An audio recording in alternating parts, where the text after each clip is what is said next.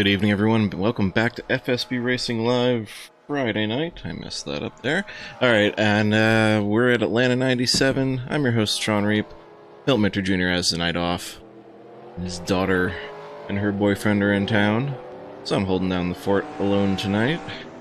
And you see we got 22 cars taking the grid tonight. That's first practice. 22 cars have practiced in a happy hour here. I got everything all messed up. See what happens when Milty's not around? Anyway, Atlanta 97, the original configuration of Atlanta, true oval. Race is kind of like a super speedway in these truck physics we use here on Friday nights. And Jim Christopherson, the highwayman, has the pole with Mark DeRocket DeSenza, Rick Johnson, Slim Jim Gately, and Ken Hansen rounding out your top five. You see these guys taking final practice around here, looking to practice that tricky pit road entrance.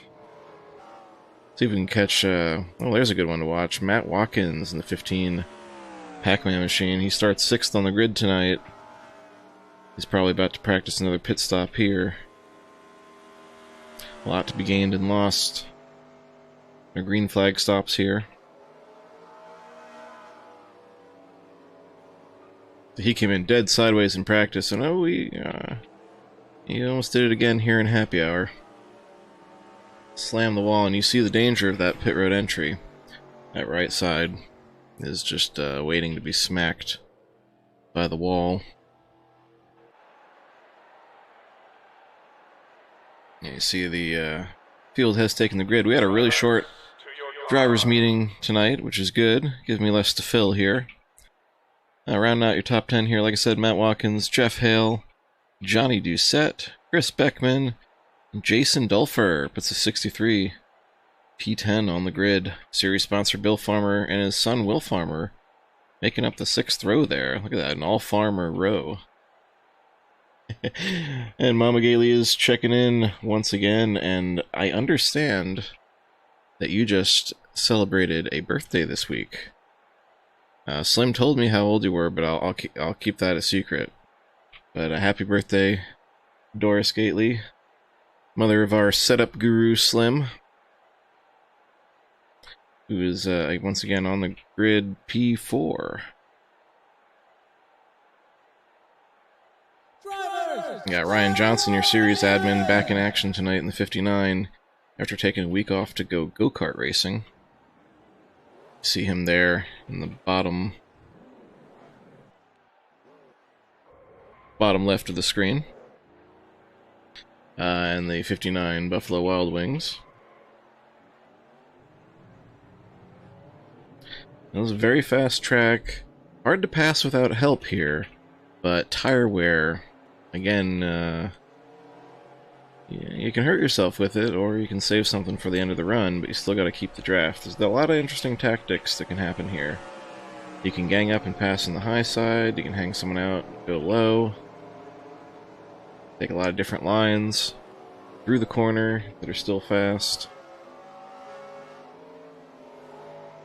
And I like it, it's a fun track, and when I heard Milty wasn't coming, I briefly considered hopping in and actually driving this one instead of just announcing it. But just wasn't feeling it tonight.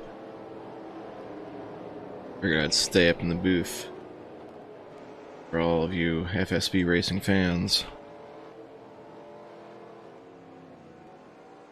Let's see my buddy Dan. Oh, he's down Racing Channel 2. Anyway, pace car is in. We're about to take this thing green here at Atlanta 1997.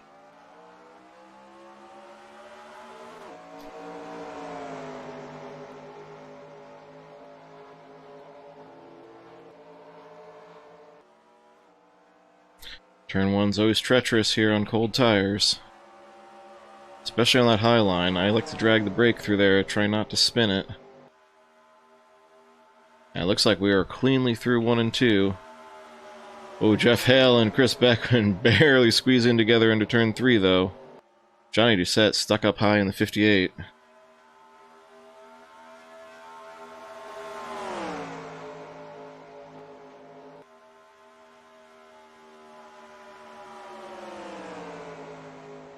me see, there is Slim Jim.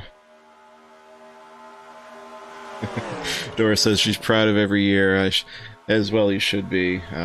Slim informed me she is 85 and outpaces him.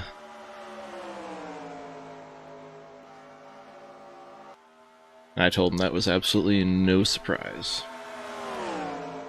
Looks like Francis the Bandit Dittman a little off pace here. Didn't see what happened to him on the start.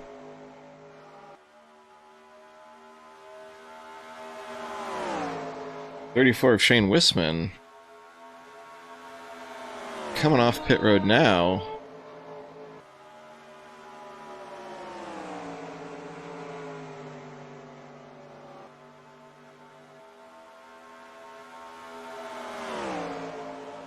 Not sure what happened to that 34 car. May have just missed the grid here.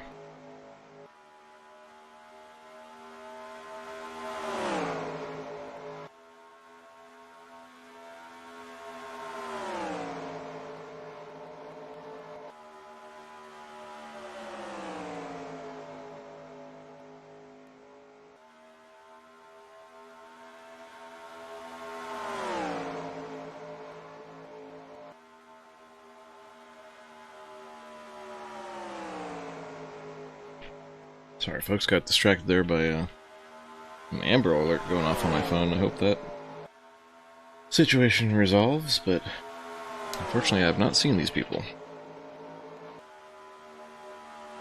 Once again, Jim Christopherson holding the lead right from the start in that pole position.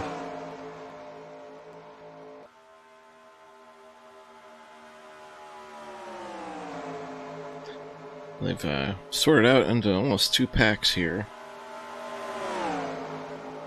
See that second pack, led by Bob Williams. Actually, almost about it. They're very much in 2 packs. The lead pack under the guidance of the Highwayman. Not for long, though, as Mark DeRocket DeSenza wants the lead. Puts the Wrangler Jeans machine P1 for now. Jim Christopherson just was not going to fight that this early in the race, and that's a wise way to play it.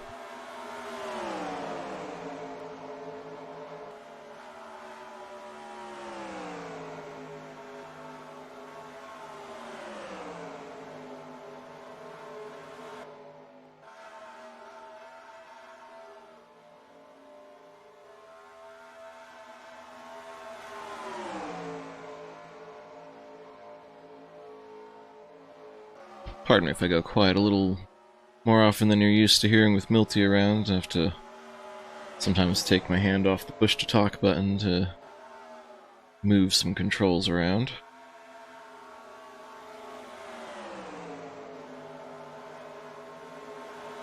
I see Chris Beckman and Jeff Hale looking to work low on Matt Watkins here.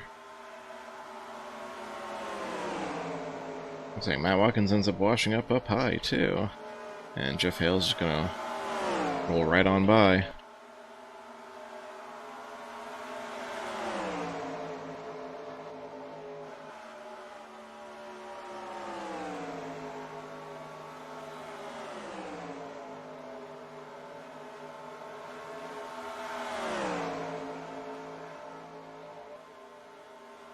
A very clean start to this race, but that second pack has got a definitely needs to organize themselves and try and work together and reel that front pack in. They've fallen at 4 seconds back, really, of the tail of the lead pack. Takes about 1.4 seconds back to catch their draft. That's just not a good situation to be in there. And what they want to see is this, 3 wide up front as they pass the lap car. And they want to see this lead pack go at it.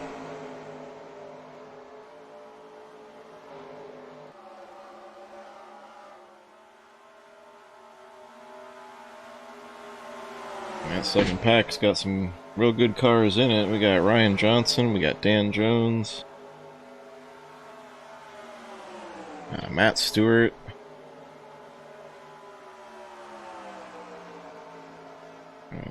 newcomer, relative newcomer there in that 043. For Brian Lowell. Rick Castle, a whole bunch of fast cars. Just somehow lost the draft right off the start. Someone probably just had a little problem, a little checkup. And I saw some smoke at one point. That's probably what it was. A little checkup. Broke the pack in two.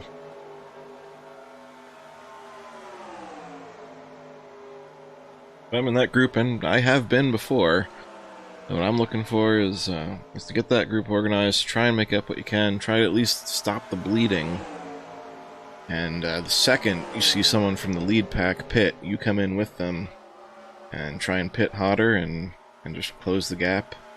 And as those lead cars string out, pitting on different laps, different strategies, see if it all melds in.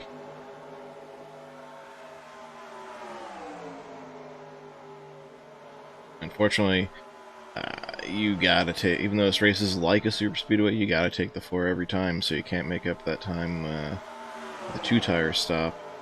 At least not until late in the race.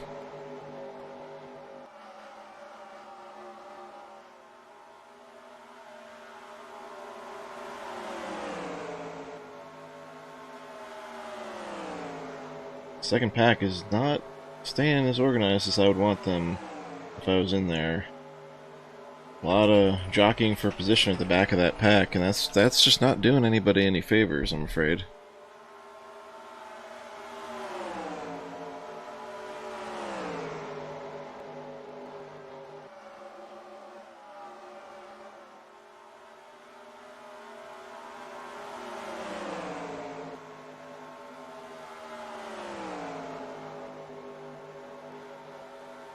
So far it has been all Jim Christopherson except for just a couple laps by led by Mark DeSenza, who has fallen pretty far back in this pack. He must have gotten freight trained and wasn't looking.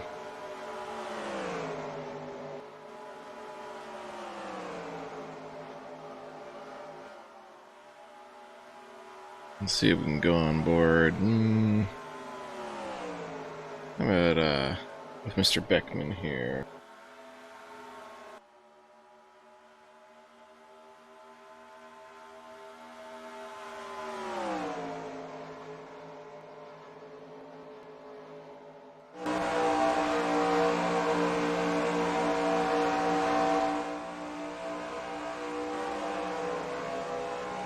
So you see, riding on board with Chris Beckman, you can see what he sees as he drives the in-car camera. Got a mirror full of Matt Watkins, which is, you know, not the best of situations, but certainly not too troubling. But you know he wants to get by. And I think I just saw the pace car on the apron as they go through there. So much for the onboard run. As we do finally have our first caution of the night here at lap 17. I shouldn't say finally. That's a little too fatalistic there. I'm gonna say we just have our first. Halfway through a run here, so they're definitely all gonna pit for 4 and fuel. I'm gonna take a look on camera 2 here and figure out exactly what went wrong.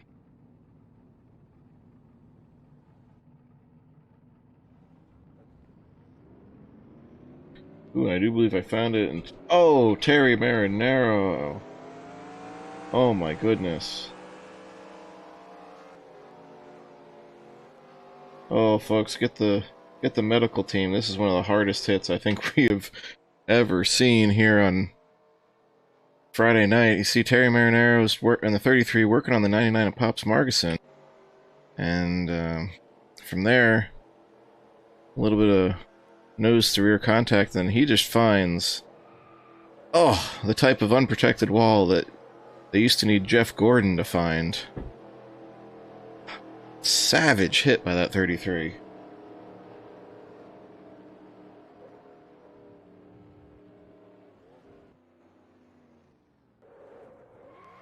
You'll go on board for this, and I guarantee this is gonna hurt.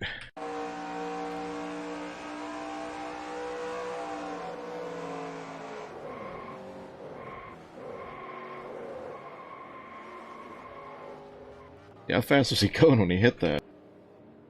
He is down to Yeah, 90 miles per hour, head on into that wall. Just trying to save it the last second. Didn't quite work. Amazing that nobody got into him as he bounced back up the track there. Again, just a awful hit there, and that will end the night for the 33 car.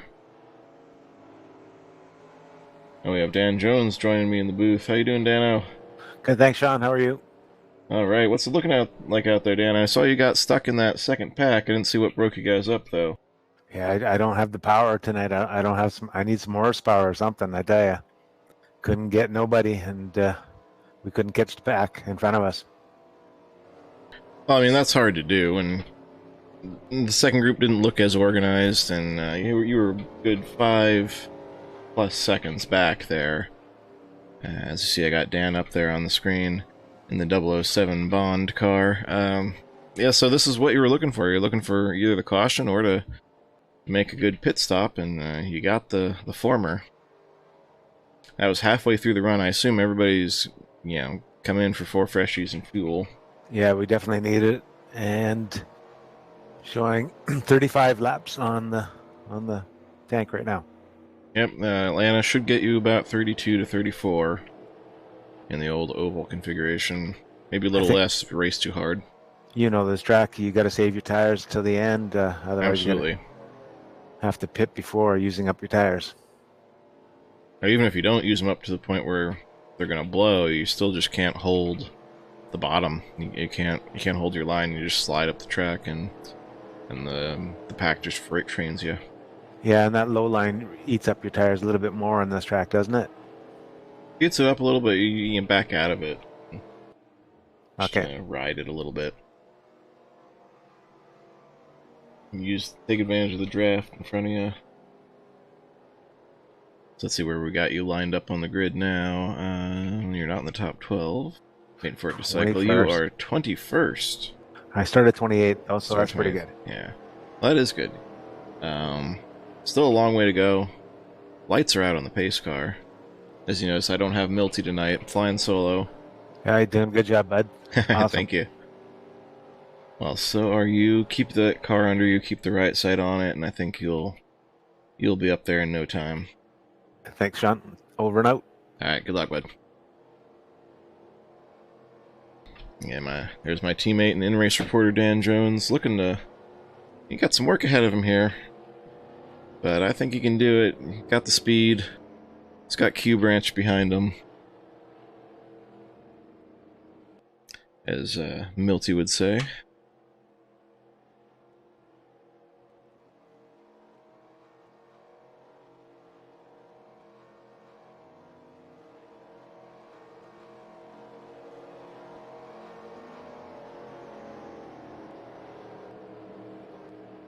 Waiting here for the FSP pace car to duck off, and Jim Christopherson leads Jeff Hale, Matt Watkins, Rick Johnson, 41 of Chris Beckman, and running that Curtis Turner tribute car this week. Real cool throwback paint scheme, the number 41 Ford Thunderbird. But a 79 Thunderbird.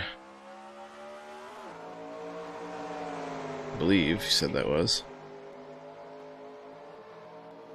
And we are back to green.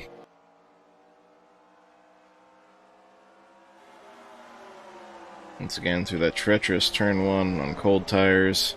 Very scary through there. You see Dan Jones gets wiggly right outside Slim Jim Gately. Not sure what got Slim so far back in the field. Let's see if he had an end of longest line, or if he just came in for a top off.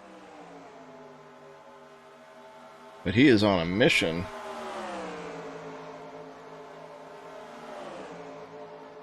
Dan, follow that man. Slim Jim is motivated, I'd say, right now.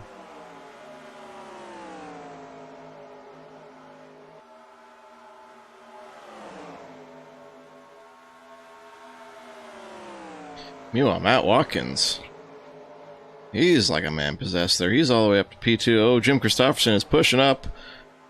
We had to pedal it, and it gets real light first couple of laps when you push up like that and try to just pull it down. in the high groove, so good job hanging on to that 40 car. Oh, Mark DeSenza. Looks like he's battling off Dave Jandry and Steve Weber at the same time. They are just all over each other, all over the track, and we're only 24 laps in here. They're acting like it's 24 to go.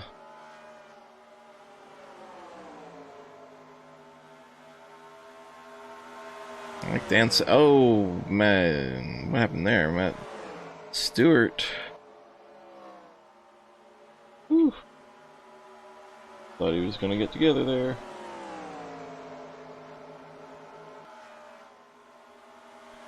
Ooh, Bob Williams down on the apron.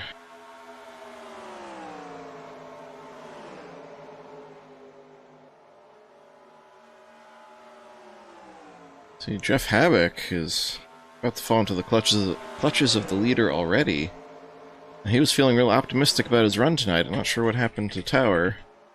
He is 26 seconds back of the leader.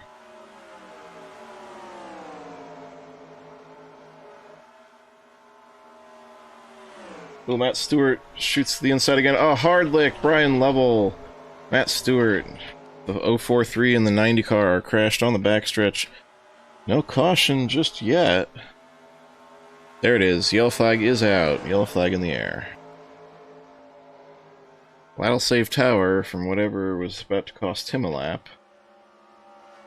But Matt Stewart, that 90 car looked like it was trying to wreck for a couple laps there and finally found a place to do it.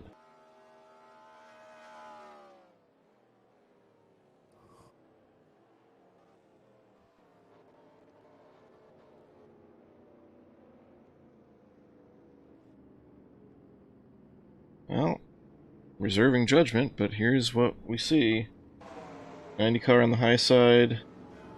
There's a hole there. Gets a little wiggly. And the two cars just come together.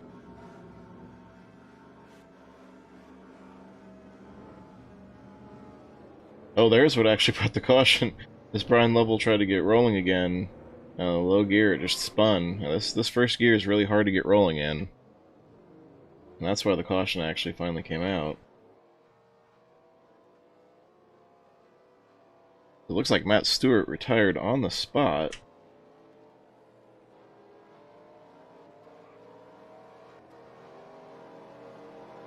We'll ride on board Brian Lovell and see what it looked like from his perspective.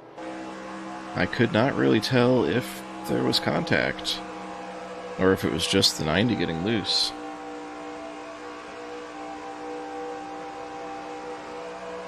'90 got loose. Okay.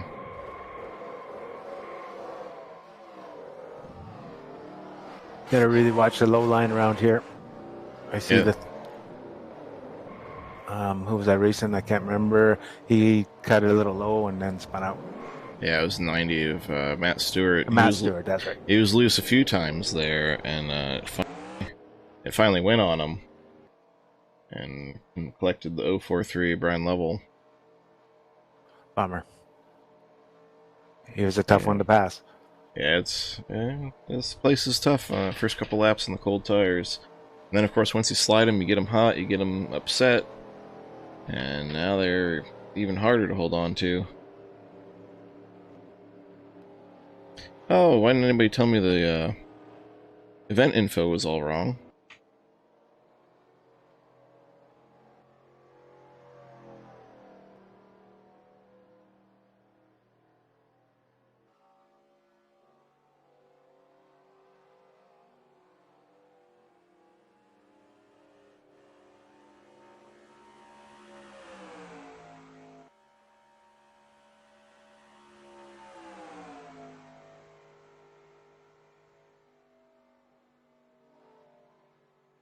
There we go. Now the event info is correct.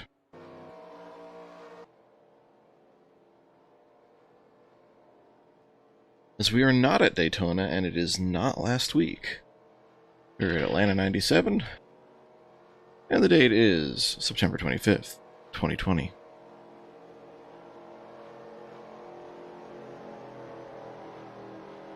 I'm gonna blame not having Milty knocking me out of my groove.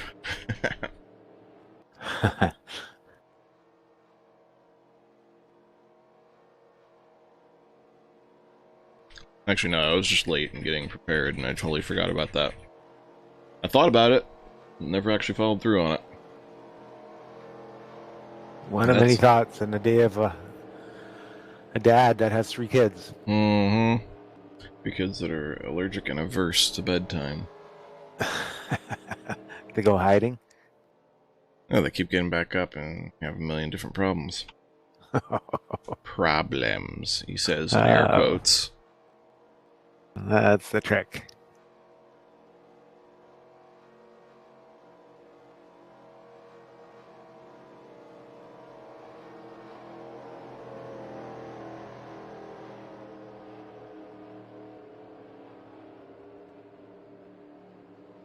I guess since I can play around with things like this tonight and say problems. Actually do the air quotes to camera.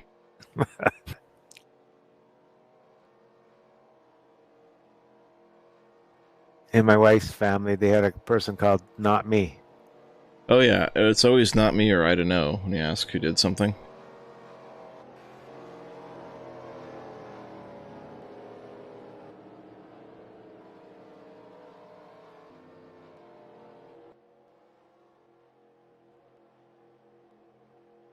We got the lights off on the FSB pace car. We're gonna re-rack them. We pretty much run one full fuel run at this point, just a little bit less. Man, if you go green from here, which I know is a hard sell, do you think you can make it on just the... Let's see, it would be about 3 stops. 3 stops from here?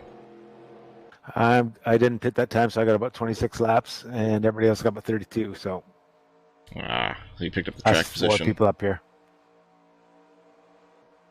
Alright, well, good luck there. That's a good call, actually, for the track position, counting on a caution. Green flag back in the air. Oh, Matt Watkins looks like he started in first gear, and he smacked the wall pretty hard.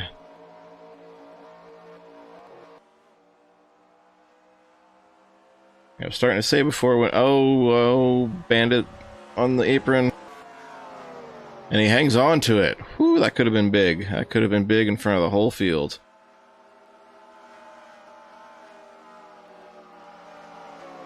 Yeah, it looks like he's one of those cars that stayed out, and he's paying for it. Bandit is going backwards in the 00 Pepsi machine.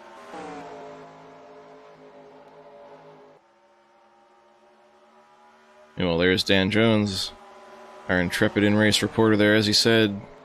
4th spot now, but he's got a lot of hungry wolves behind him.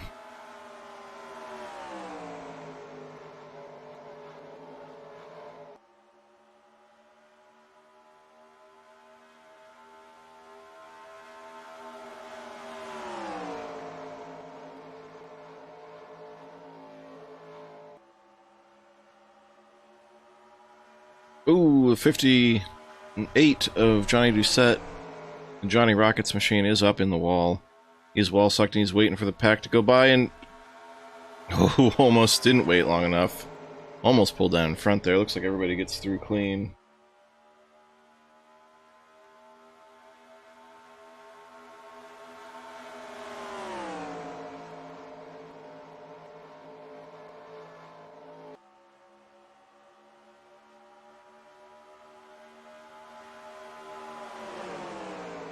Slim Jim Gately and his teammate Ryan Johnson there, nose to tail. Ed Fowler in the Bojangles machine. Haven't talked about him tonight.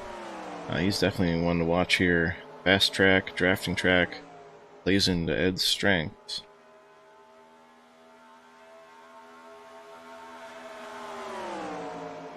See Steve Weber up there. P3 and that number 83. Tribute to his son and suicide prevention awareness paint scheme.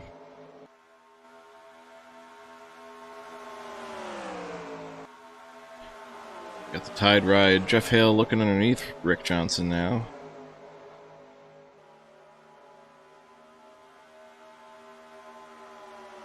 As see Jeff Hale gets in there. Has the run off the corner, but didn't have the drafting help down the straightaway, and that run just died. And that's something you'll see a lot tonight when you got big packs like this on fresh tires, fairly equal tires. Those runs, they just die. You gotta wait for the tires to wear, you gotta wait for stuff to string out, or you gotta get some help.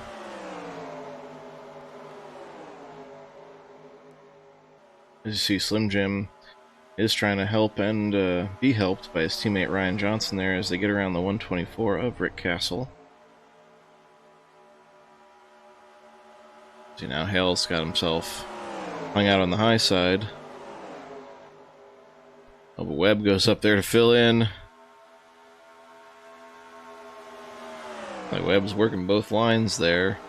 The low line in the corner and the high line down the straights. Those old tires, you see they push up and he goes up the hill off the exit. Those guys on freshies, they can hold it down, keep their run down the straightaway.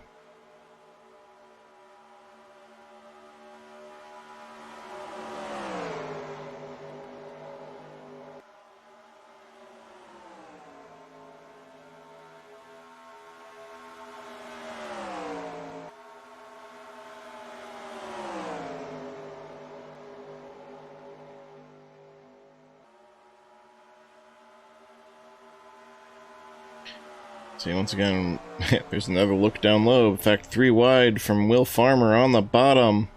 Webb up top and Hale sandwiched in the middle.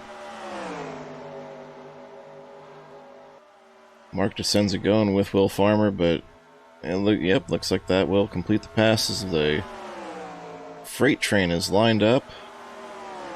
Dan Jones going backwards on those older tires. He really needs to catch a caution while he's still got some of this track position that he gained.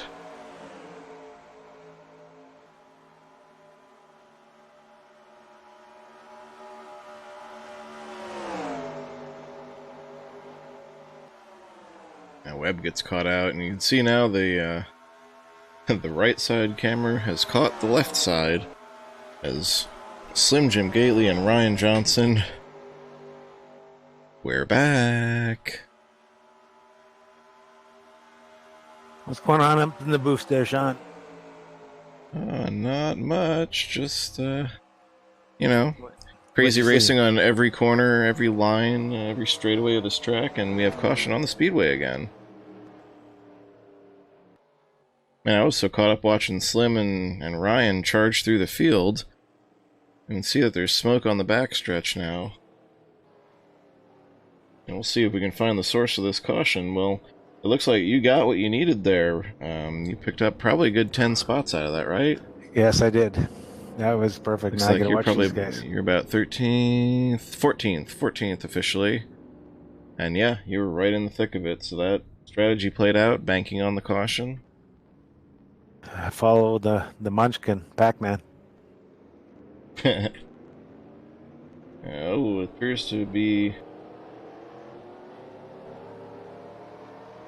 another wreck off turn 2 here.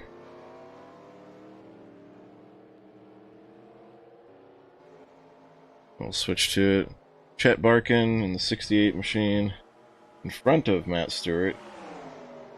And he just loops it. Manages to collect the 87 Tom Jackson there. He didn't get collected, but he spun to miss and he hit the inside wall. That's going to do a fair amount of damage. Looks like Chet Barkin didn't hit anything too hard. But he will have to count that incident towards his total. Meanwhile, you see the leaders pitting. All the lead lap cars, that is. Oh, Ken Hansen, a little trouble getting around Slim, getting out. Oh, big stack up. Hopefully nobody got any damage in that. Looks like Dan Jones was included. Wow. You hit anything there, or just check up? I give every little bump there, I think. Yeah, should be no harm, no foul. Yep. And what happened? Somebody checked up front there? Ken Hansen was having trouble getting around Slim Jim coming out of the pits there. He had to make a real sharp turn, and that just accordioned things as he worked his way out.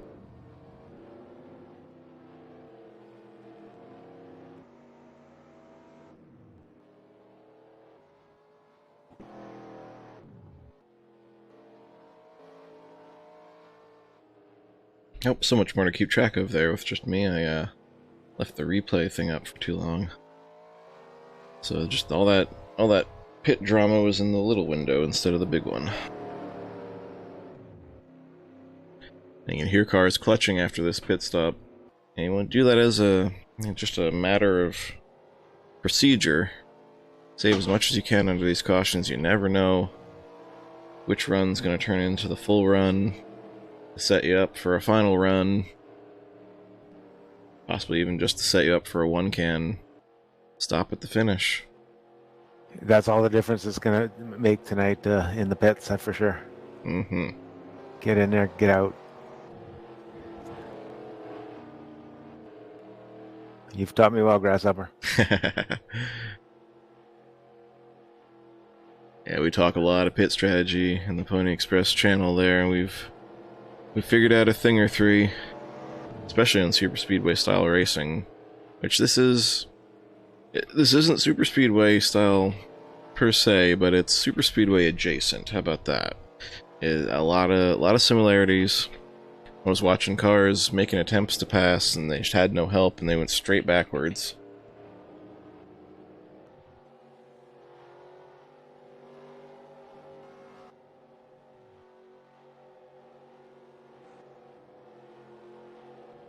See, 53 of TG Reese finally has some paint on the correct body this week. Good to see. I have to check this out. How's it look? Well, that's the old Skull Bandit colors. Something funky with the roof number, though. For some reason, it's pointed, it's oriented to the back, and then there's like remnants of something that was painted out or something. But like I said, it's on the right body. We can see it. I can see it on both my computers. So, that's a plus. Then we got Shane Wisman out there, relative newcomer. He's driving Isaac Johnson's old number, excuse me, his old number 34, before Isaac switched to the 72. I guess that car was just still in the car download file, and he found it on his hard drive and said, "Hey, that's my number."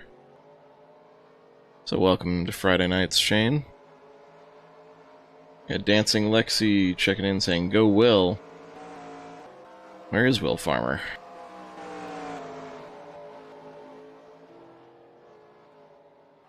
Or Phil Warmer, as they sometimes call him. There he is.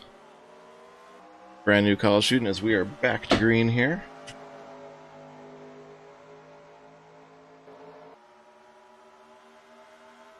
Will Farmer currently listed in, I believe, the 6th position. Yes, he is.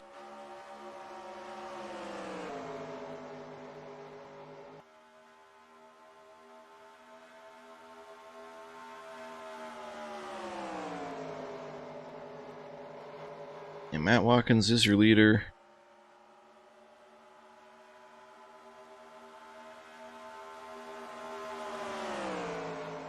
Highwayman Jim Christopherson in 2nd. Looks like they were about to gang up on him, and then they fanned out going into turn 1.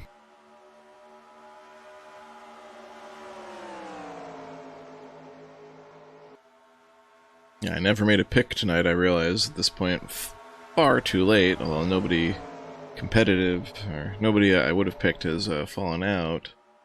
But I'm still not going to do it. You know what? I'm not going to jinx anybody tonight. We'll save jinxes for when Milty's around, so we can blame him.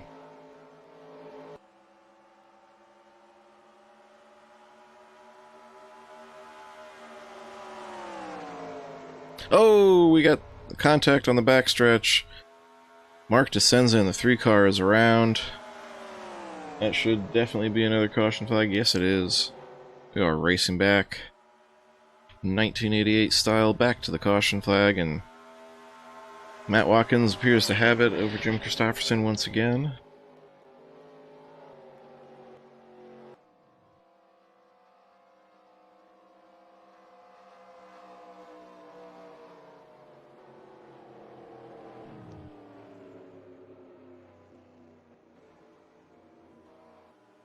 You see as they Come around the back here. Yeah. Looks like the number 3 got the worst of that one. Sure does, and it looks like 95 may have pushed up the track a little bit there.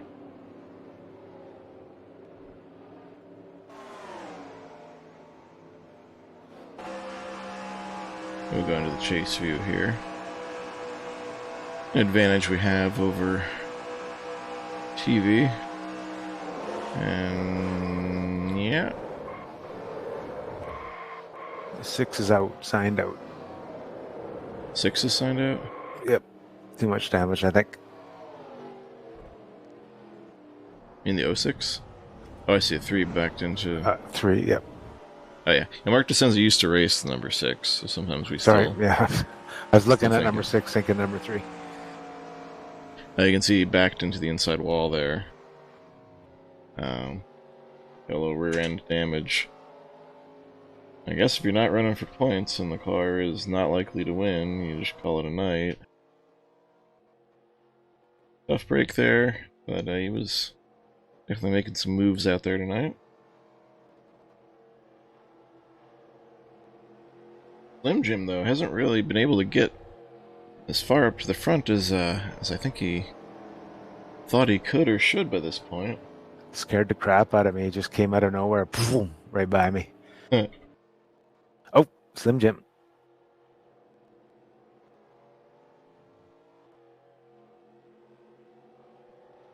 As you can see, we have got quite a lot of red cars out there.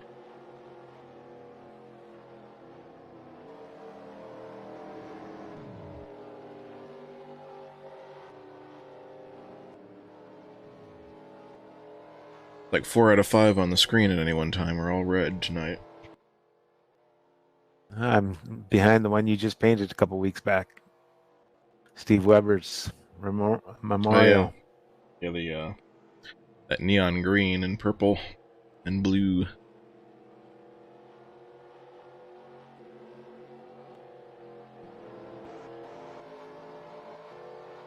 Yeah, he came in with that. Yeah, Ryan, I did that one too a couple weeks ago. Nice, I like it.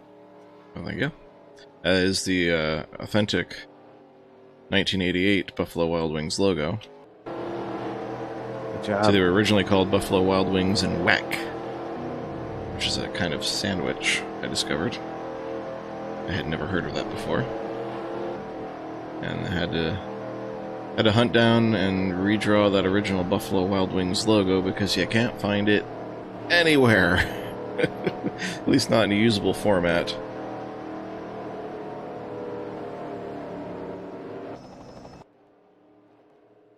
Yeah, Weber came to me with that idea for the 83. He's like, I don't know if these colors will work. And I said, oh, yes they will. I'll make them work.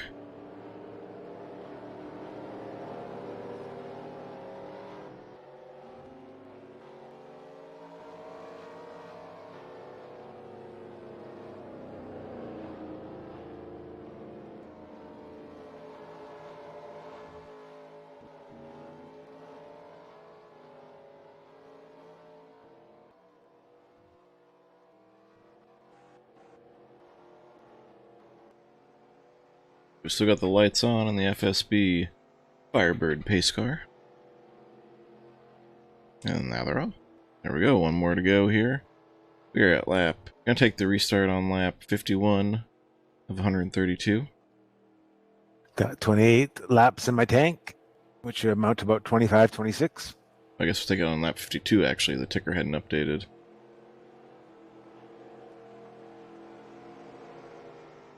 So how many laps to go does it 82. 82. 82 laps to go. Yeah, it's 2 stops no matter what.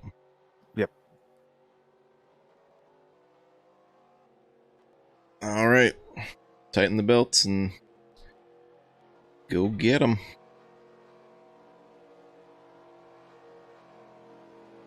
Thor says go 9. Yeah, he's up there. He's looking good tonight. Keeping the 9 car, the Coors beer can clean, is Mr. Ken Hansen.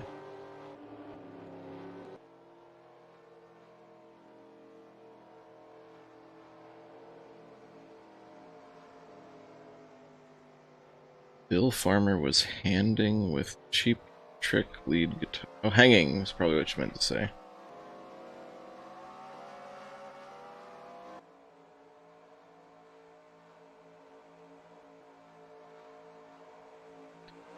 Pace car's off, and Matt Watkins this time looks like chooses not to start in first gear and leads us back to green.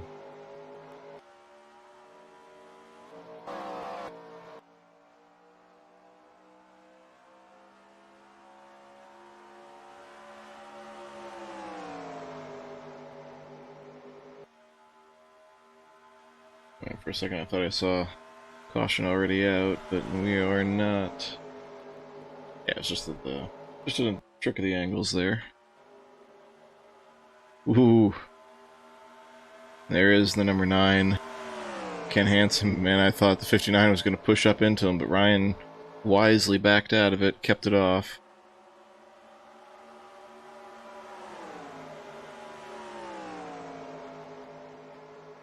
And Mark DeSenza, I see, is officially retired there, credited with 31st for the night.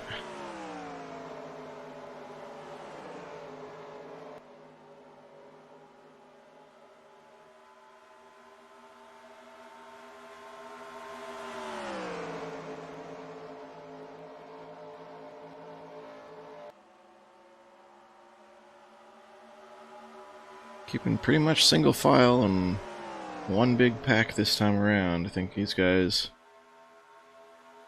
most of them got where they want to be.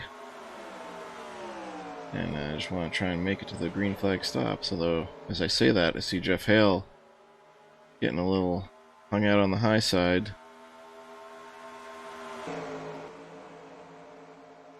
Looks like Rick Johnson, the 52, will get around him, take over that third spot.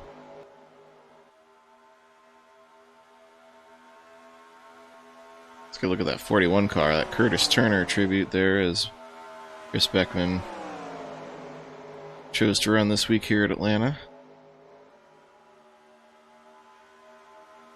Looking pretty good. That would look good on one of those throwback Darlington schemes. And oh, we have a caution on the speedway again.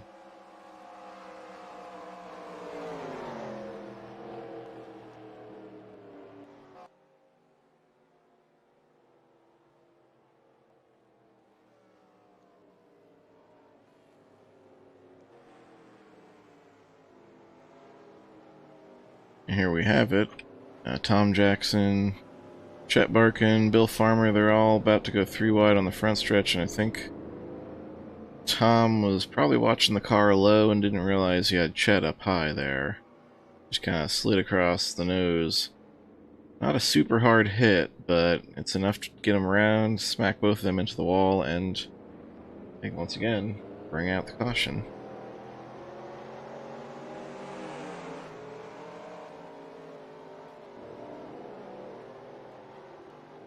And so that puts us at, let's see what number caution that is. That is our 5th caution of the night already. We officially have Chet Barkin, Francis Dittman, Mark DeSenza, and Terry Marinaro retired, leaving 28 cars running, and all on the lead lap currently.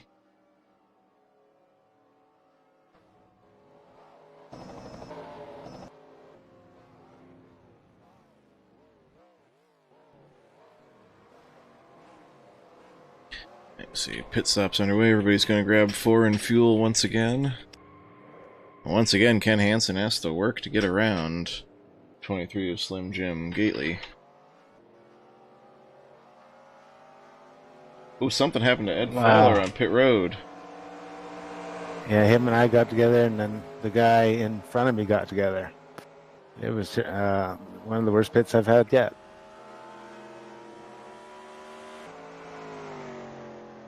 Let's see what happened here. I took off when the guy was trying to pit. Didn't see him trying to pit in front of me until the last second. So here he is coming in, and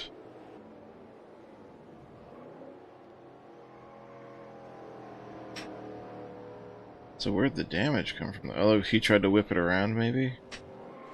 Straight into the wall.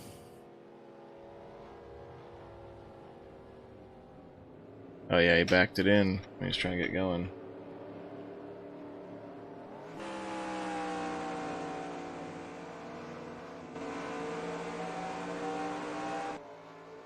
Go on board and we'll see what Dan can see and all that.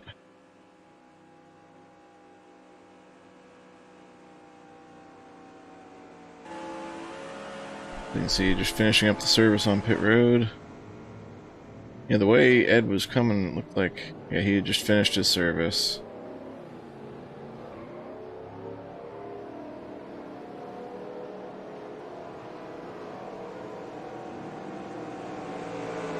And then whatever happened, those two cars got together. But the short end of it is the two car has got a bent up back end out of that.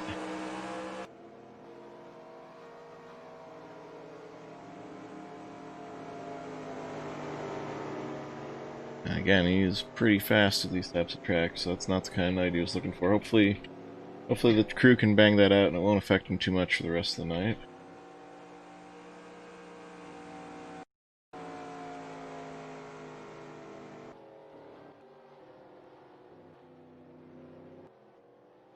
So once again, Matt Watkins in the Pac-Man machine up front. We've got Dave Ellens joining us in the booth with his Cadillac, right? Yeah, Cadillac. I gotta paint this thing up. Just wanted to stop in and see. Wonder if you're lonely up there tonight. I got Dan popping in and out. Hey, Dave. Hey, Dan. We've only made a couple of mistakes because I'm, trying to talk and hit buttons at the same time. Which is, kind of par for the course, so. I was looking for you out there, Dave. I didn't see what position you were sitting in. You're 21st currently. Yeah, I've been just waiting for a longer run. The car comes in after 10 laps, so I've just been waiting and just haven't had that long run yet. Yeah, you gotta be careful that far back to not lose the draft, have it splintered out into 2 packs or something. I know you were in that the first time. Yeah, I've just been trying to keep it smooth and just wait and see what happens. Yep, keep the right side on it, keep the tires under you, and make it to the green flag stops and be there at the end. That's basically the way you approach it when you're back there. All right, keep up the good work. We're going green. I'll see you in a bit. All right, thanks, Dave. Good luck, bud. Thanks again, Dan Jones. He also pops out as lights are off on the FSB pace car.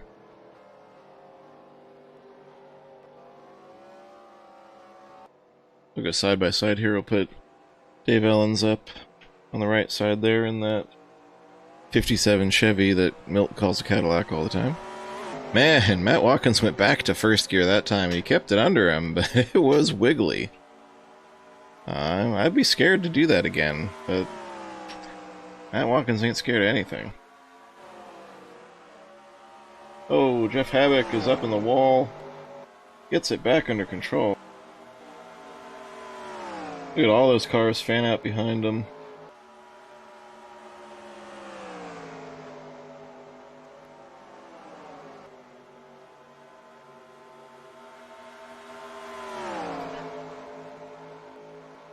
I tell you, if I'm Ed Feller, I'm going to be real scared of how loose that car could be. And there's a wreck on the front stretch. Caution is out. Greg Butcher says he's going with Matt Watkins because he's got money on Matt Watkins because it's a safe bet. Yeah, it's hard to bet against Matkins.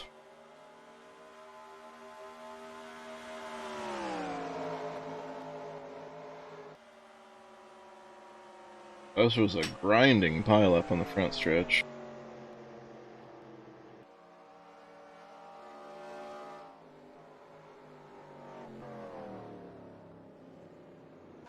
We'll see what started here. Looks like, oh, he got loose. Probably brake stomped it there. Matt Stewart, nowhere to go. Collects a bunch of cars. Looks like a 92 of Kevin Mays just kind of stopped there, which is what you do. That time all the cars on the screen were green. The theme tonight, we just keep grouping similar colors of car together.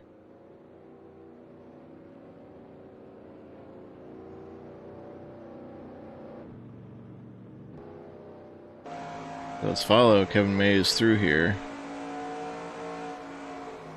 Yeah, he just got on the brakes hard and maybe scuffed the inside wall, but look at that. He just stops and drives through it.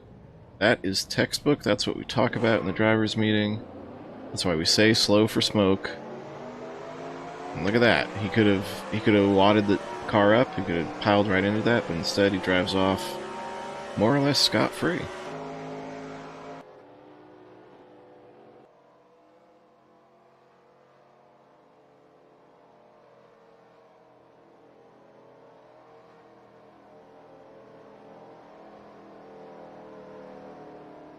Many cars going back to pit road. Most of those front runners, though, they're staying out to keep position.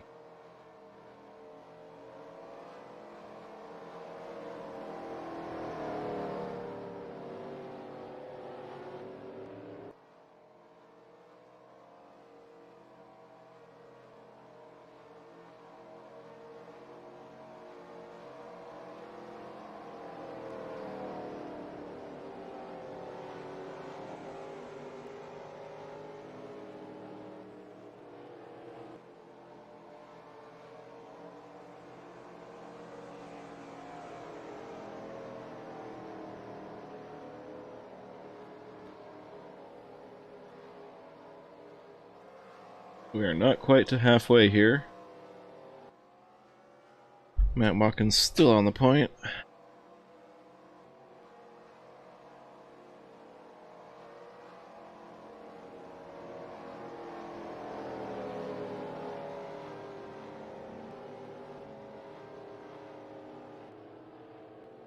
Go back and see what happened to the tower on that start.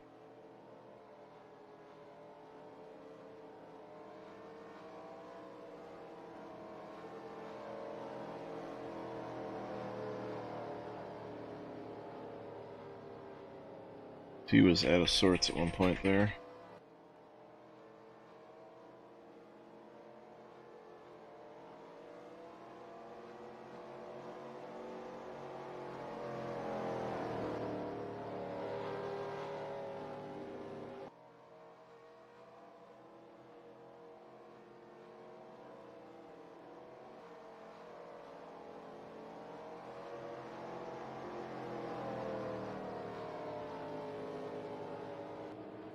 That's kind of what set up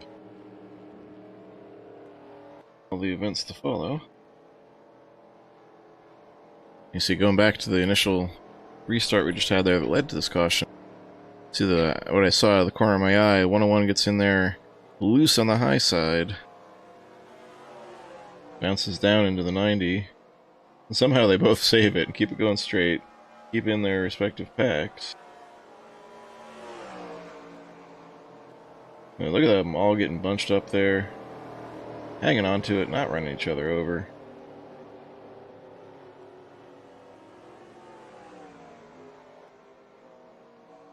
But then as you move back, you see that stacked them up, and that's what started the chain reaction. Funny how something that starts in turn 1 can come to a head coming off turn 4.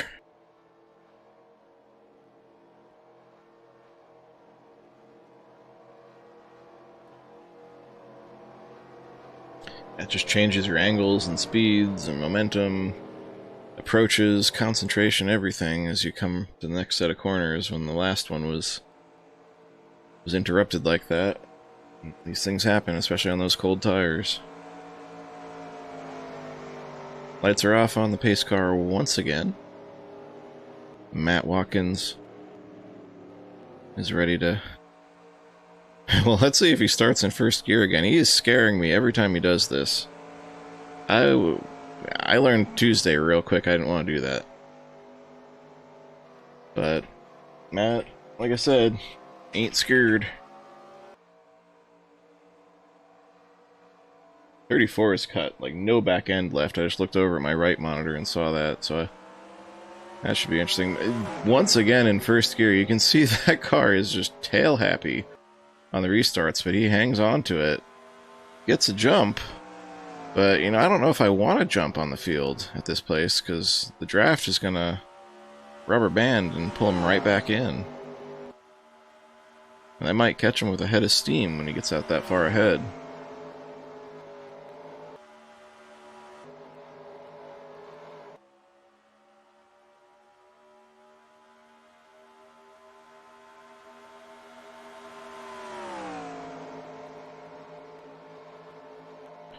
Got a lot of wounded cars towards the back of the field here.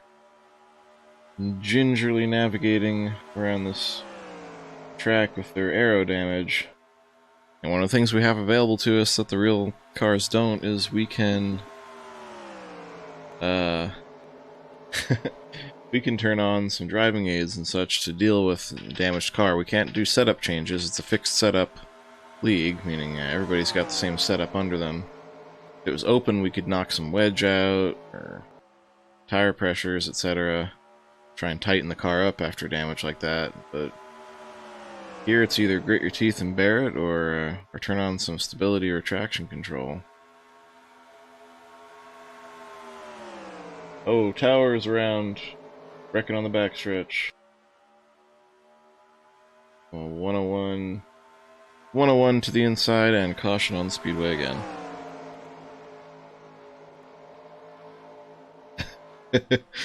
Looks like Dawn Butcher is taking Greg to task for the handing instead of hanging comment. It's a typo. Probably blame it on autocorrect, Greg.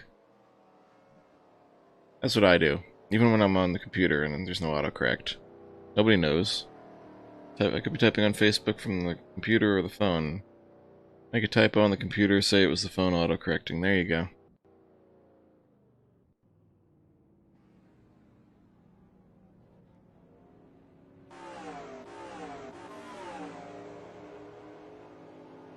So yeah, Jeff Habak taking the restart there, tearing through some of these slower, damaged cars. Looks like he just ran up on the 57, had to check up, and it got loose on him. Now that 101 is torn up. Back end, front end, sides, you name it, that car got hit hard. Now that will have some serious aerodynamic implications going forward. That would be another candidate for, like I said, putting stability on, because it's going to be a handful. And even though it's just a few laps of green there, they're going to be back in the pits. They're trying to get into a window. We're not quite to halfway. Oh, we are past halfway, excuse me. After lap 66, that was the halfway point. Oh, it's just top-offs I'm seeing. Some just topping, some taking tires. So this is definitely a fuel strategy game going on here. Dan Jones, what's your projections showing you? It's 24 laps to go. I'm hoping there'll be another caution. You stay out for track position again? Yes, I did, and I get 1 point for leading. There you go, the all-important Dave Marcus point. Thanks, Dave Marcus. Well, I just call it that because he was an independent driver for his entire career. But he would maximize the points he could get with the positions he could run in by staying out, usually on the first caution, and getting that 1 bonus point. He was going to finish, 30th anyway. So he'd stay out and get a bonus point, and, or bonus 5 points as it was back then. And at the end of the year, it might get him a couple spots in the standings, which was a little more money to keep the team running. Yeah, a few hundred more dollars, probably. Thousands is more like it. Multiple thousands. Plus, let's face it, he was best friends with Dale Earnhardt, and if he needed anything, including an engine, one would just show up in his shop. Nice. Well, Marcus is a good guy. He also did extensive tire testing for Goodyear. And I believe he was involved with setting up the IROC cars, too. What's this new Tony Stewart league? It's something like IROC. Yeah, I don't know. I don't know what to think about it yet. I have to see it in action to really know what it's about and if it's going to be any good. Yeah, I'm interested. Something different. Something different, an invitational thing. The knock against IROC that I always had, and this is as a guy who's a NASCAR fan first, before any open wheel or road racing series, is that it was ridiculously biased in favor of the NASCAR drivers. I mean, there were stock cars, basically, NASCAR style cars, even though they were, slightly different. They're Firebirds and Avengers and stuff. And probably, that's just cosmetic. So underneath, they drive more like a NASCAR car, certainly more like that than an Indy car, certainly more like that than a Trans Am car. You got road racers out there racing at, tracks like this, Atlanta and Talladega, Daytona. They didn't race those tracks. And they stopped going to road courses eventually. And when it still had road courses in there, that was somewhat fair. But even then, the NASCAR guys would usually win those. So it was just kind of like let NASCAR beat up on all the other forums. So something different, something that can balance the field, level the playing field for them a little better. I'm all for it. Let's see it. Meanwhile, you got Mr. Brad Otto behind you there. Tom Jackson in third, despite sliding through that wreck. Checking out. Yep, checking out. Thank you. Lights off on the pace car. Rick Johnson, highest running. He must be the first car that simply topped off and everybody else took tires.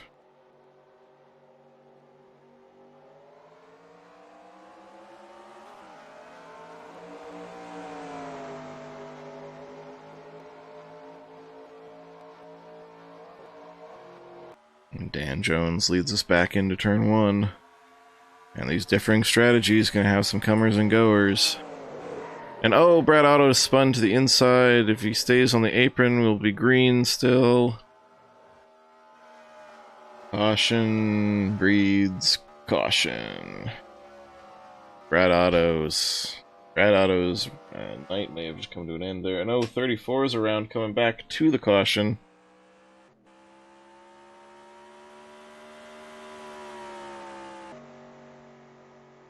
Oh boy. Alright, let's go see what happened here. I mean, we know the short story. The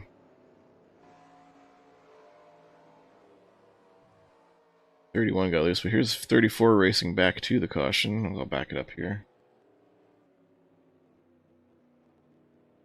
You see, he gets by the wreck clean, then that bent up back end, like I was talking about, just gets loose with air off his spoiler behind him.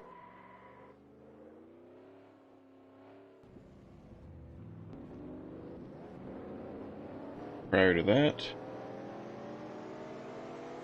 yeah, right here off the green, drop the green, P2, older tires, hasn't been up this high in the field. Brad Otto just gets in, trying to follow Dan through turn 1 and 2. And while they aren't fresh tires, they've had they've heated and cooled, and that makes them handle a little bit differently than even the cold ones. And it just gets around on him. Hard hit to the inside that really bent up the back end, and that's going to make his car even looser than it was. So that's just not a good situation to be in. You got an Incy on your head and a caved-in rear end on the car. That's just not good at a place like this.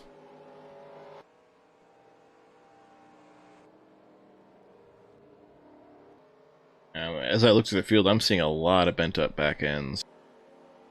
And, it's tough. I recommend stability control if you hit that hard here. You're not going to pass anyone, but you won't bring out another caution.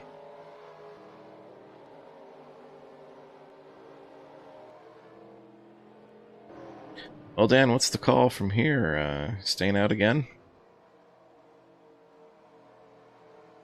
Yeah, I'm gonna take the gamble. I had a pretty good takeoff there at the start, hoping for that same one, and Even if 9-10 cars get past me in the 20 laps, and I'll pit with them again. Sounds like a plan. Try not to let them pass me, but that's all I can do. Yeah, exactly.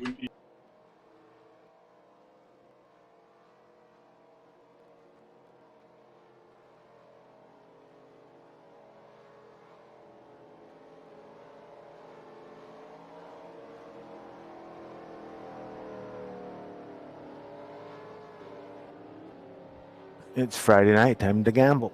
Indeed. We're not at Vegas. These guys are way too good not to. Oh, look at that. Oh. Matt Watkins just disconnected. Oh, no.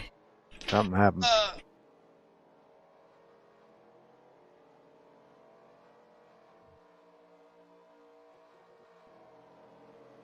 You know, it's Ow. Was that Dan?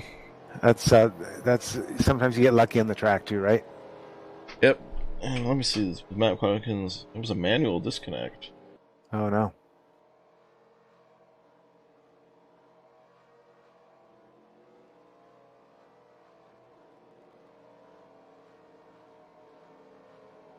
He just came down pit road.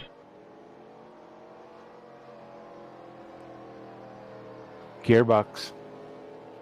What? Says gearbox. I'm watching in the pits and it says. So he had an engine problem? Probably. Or did he lose a A gear, probably first, second. fourth, maybe? The only reason to retire is if you've lost fourth gear here. Has he left yet? Oh, he left the TeamSpeak server.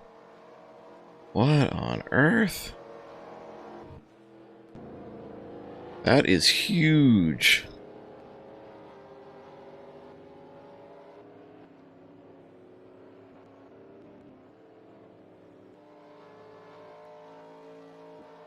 Greg says Don was beating Matt Watkins in a race when he decided, Greg that is, decided to play PlayStation, and it booted her off the server, and she was not happy. No kidding. And he just made her drop her wine. Hopefully she wasn't drinking that during the race, but right now, I'm having a hard time with the tenses wine, here. Not red, right? Yeah, and that too. Well, I can't drink red, so that's not a problem for me. I could drink a bottle of tequila and be fine the next day, or have a glass of red wine and wake up like my head is being crushed in a car compactor. Good stuff.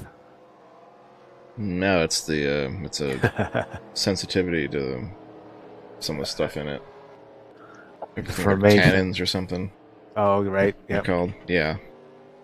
My body no likey. All right. Good luck, buddy. Thank you.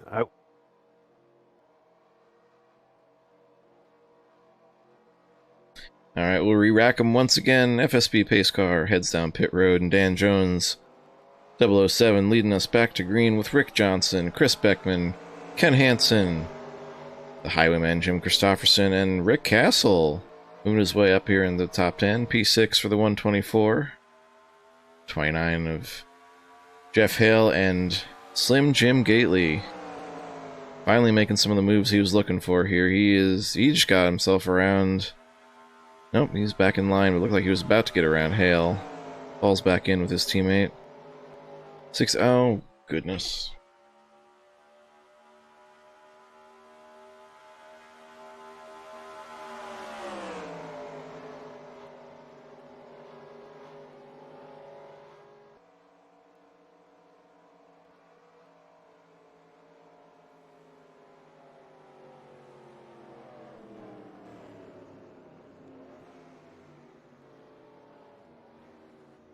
Trying to find the cause of this one, and it appears to be, as I mentioned before, the back end was already busted in on the 101. Jeff Habak. And I see he's getting in there behind TG Reese. I mean, that back end is in bad shape, and it gets to wobbling, and it's hard to catch when it's that bent up. What do you think? Time to pit? I want to pit, and I'm not even in the race. I want to get new wheels on my chair just watching how old your tires are.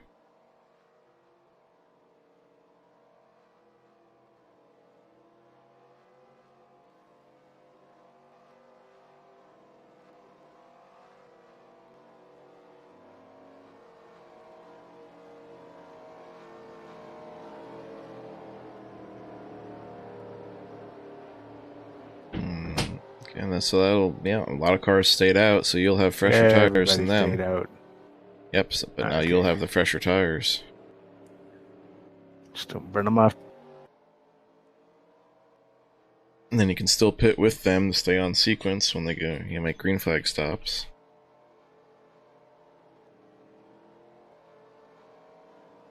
Looks like Jeff Habak has retired, possibly considering that is second of the evening. Again, we have the 2-incident rule here at FSB Racing.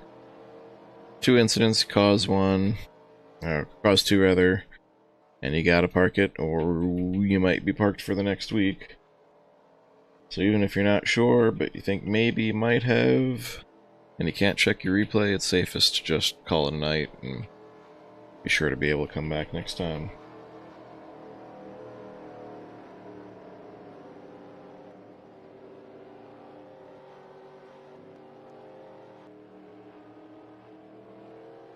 I don't think we're quite to the Pocono record of cautions here.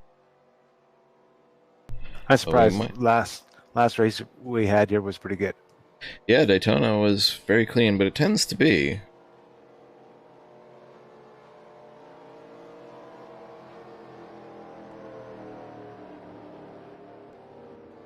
Lights are still on in the FSB pace car, and we are... Yeah, it's still one stop away from finishing this. On a tank of gas, that is. Yeah, but if we go green, I'll do mine about 25. Yep. And hopefully have a little different strategy.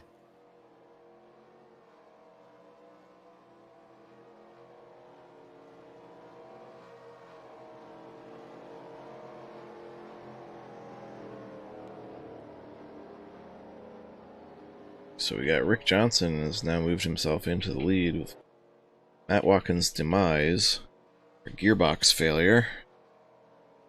Matt Watkins is number 1 in the season too, right? I believe he is our points leader right now. This will be a big blow. If everybody's so close in the top 10 there.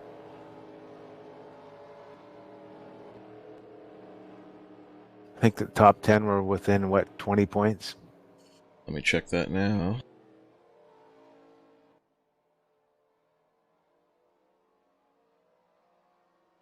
Let's see.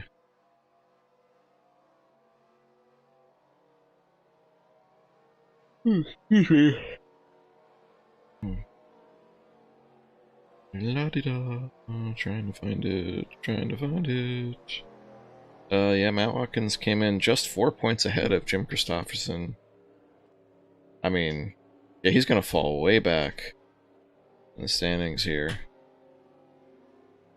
There's a lot of guys still running who are higher than that. With these guys, they're so competitive in this league here. This is unreal. Yeah, this is gonna hurt Matt Watkins for sure.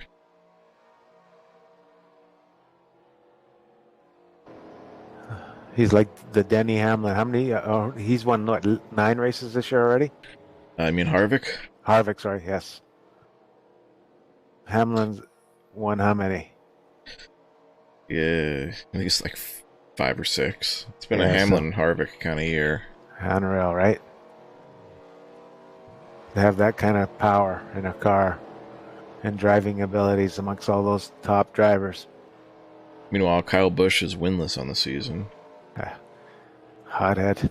Yeah, I don't like him, but I mean, he knows how to drive. He can wheel a race car. Pace car is off. Rick Johnson leading us back to green here.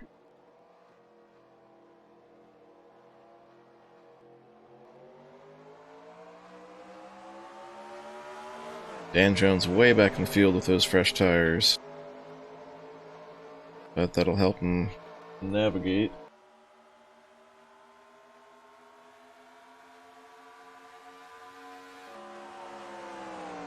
We got a car on the apron. He's gonna hold it though. Oh, Matt Stewart. Checking in the chat.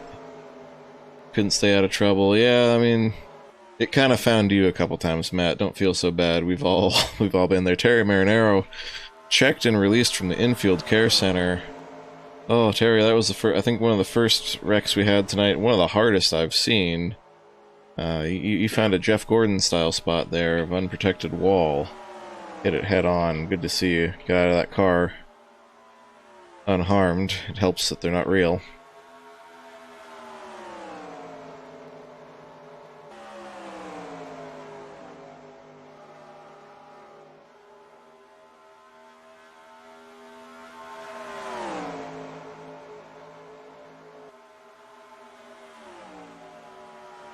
Boy, Dan Jones really got caught out by nobody else pitting there. I figured some others would come in and top off. But he's in this second pack.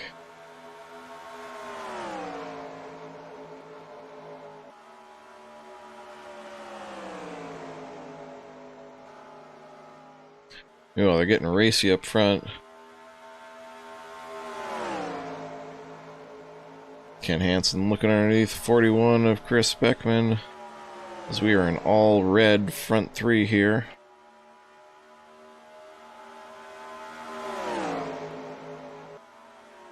Will Farmer working his way up into the top 5.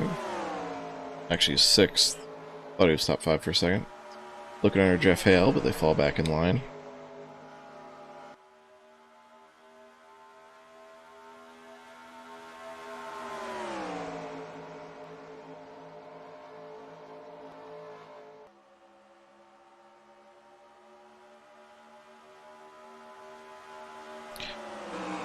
We'll go on the roof of young Will Farmer here.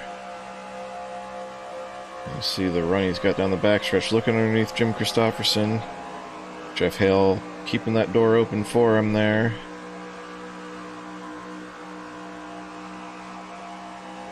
They see it, that run just dies off the corner as Jeff Hale slides up the track rather, in front of Jim Christopherson. That just kills the momentum the 95 had built up.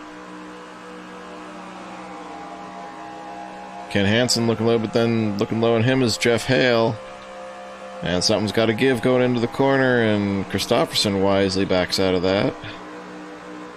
Getting a little racy there, and we still got another pit stop to go.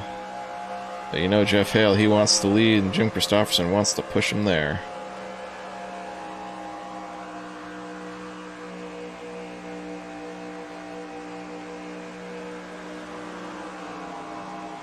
I see Will Farmer here. He's going to try and work the air. Keep that 9 and 40 side by side, but you know, Ken Hansen backs out of it a little so that he can fall in. He saw that coming.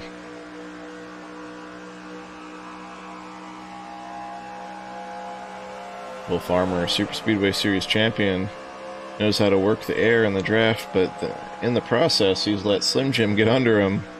And that's going to cost Will a position. Slim Jim working his way forward ever so slowly, bit by bit tonight. Hopefully Doris is still watching. I think your boy's got something in the tank.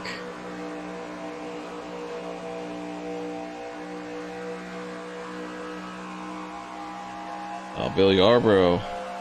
Wish he was out there still looking for a computer. I tell you, there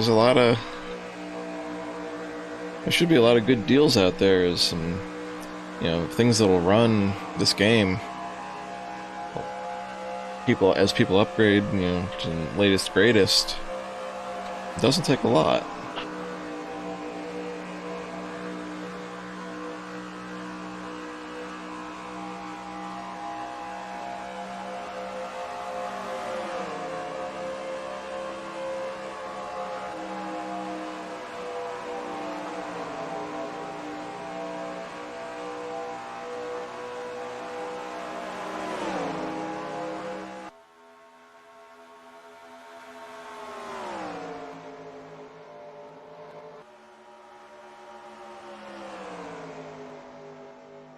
We got some movement here for the lead as Jeff Hale with a push from the Highwayman takes the point here at lap 92.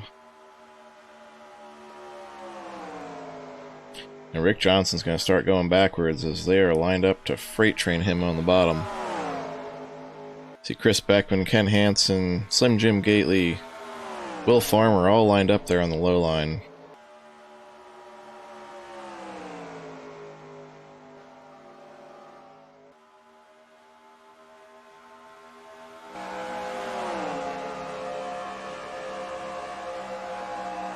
See again that front row seat from Will Farmer's view.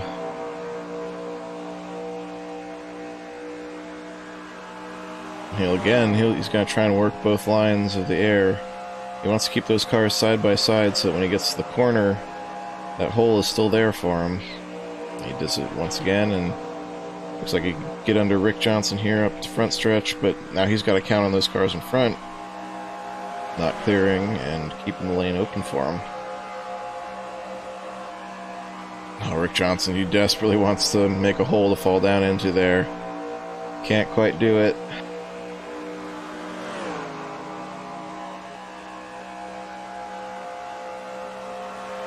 He's still got Will Farmer to his inside. Will pushing up the track a little. Gotta be careful. I figure he's gotta be racing with an Incy on his head there for contact with Mark DeSenza earlier. Oh, Slim Jim blinking, and he's back, and this could be problems. Could be problems for the professor.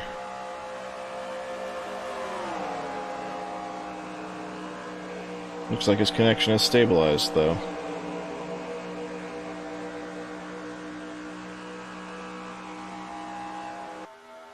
Yeah, we've talked about it before, just like the big boys can have mechanical failures, we can have random mechanical failures, both, simulated in the game, and, real with our systems and internet connections failing. But his is stabilized, whatever that was. Probably someone starting up a Netflix show in his house. Keep telling everybody to enable QoS on their routers. Keep that from happening, but maybe it was just a generic hiccup. But either way, Slim Jim back at it again, sitting there in P4. He has just been slowly and steadily moving up through the field in true Slim Jim style after getting to the back on an early pit strategy call.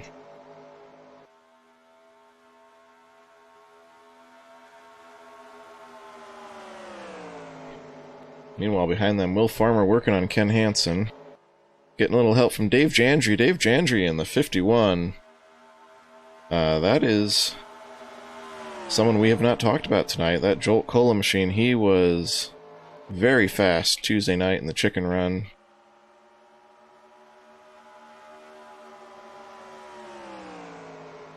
Might have even gotten the win, I forget. Yeah, I think he did get the win.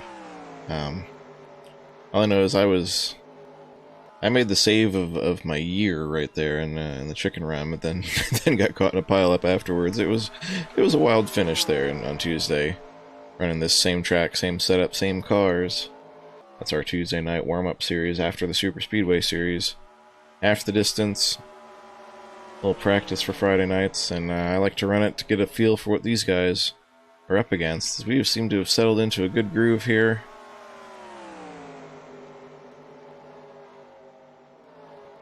See Ryan Johnson up high there as Steve Weber gets under him for the pass.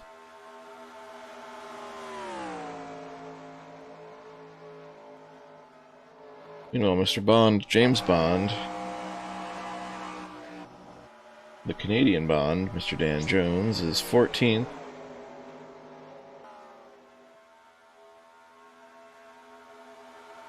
Finds himself 4 seconds back, but he can still make this work. He's got those fresh tires, it's helping the maneuverability. As these packs splinter and tires wear, he can make some positions. He'll also be in better shape to make his green flag pit stop when that rolls around, if that rolls around.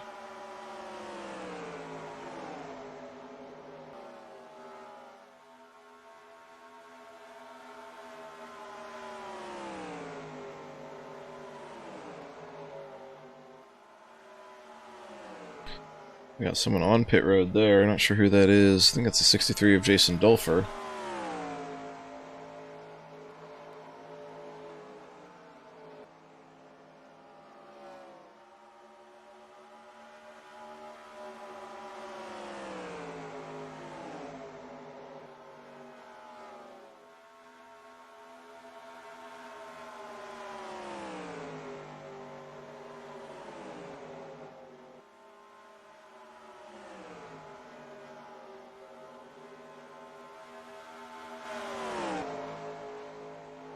I see Slim Jim looking to make some moves again. Getting underneath the 41. And he will put the Slim Jim... it's some kind of Chevy. I can't remember which one it is exactly, but slides it into P3. Will Farmer hanging on to the top 5. Looking good tonight in the 95 McQueen machine.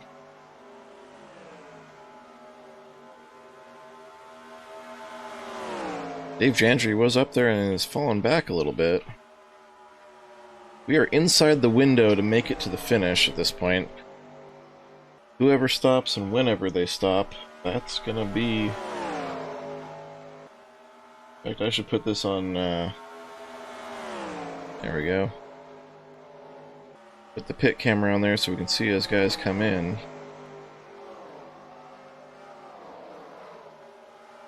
Doris Gately still cheering Slim Jim on. Awesome, he's looking to put a bow on a birthday win for his mom. Gotta love it.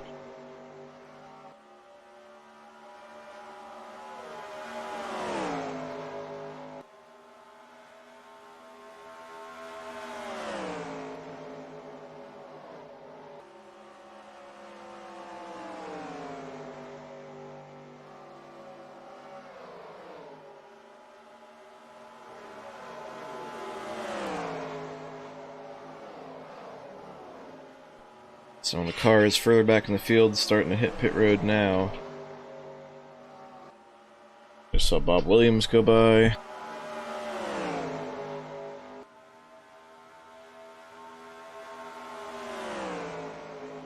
Ryan Johnson. Okay, Slim Jim pitting this time by.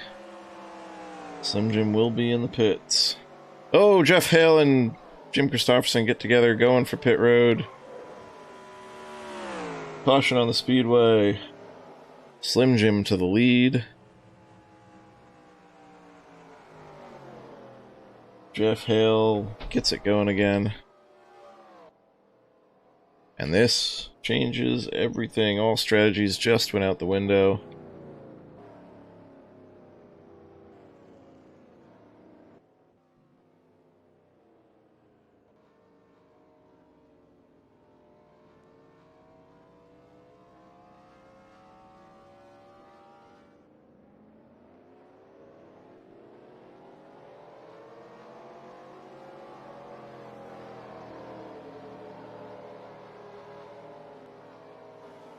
Here you have it, 40, 29, 23, they all had signaled they were coming in.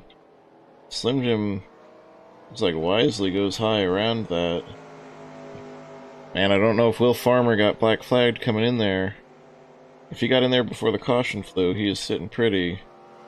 If he did not, he is going to have to go to the end of the longest line, if he stopped for pit service, that is. For pitting, for entering the closed pits. But Jim Christopherson probably has to count that one towards his NC total. Obviously not going to call that sure one way or the other.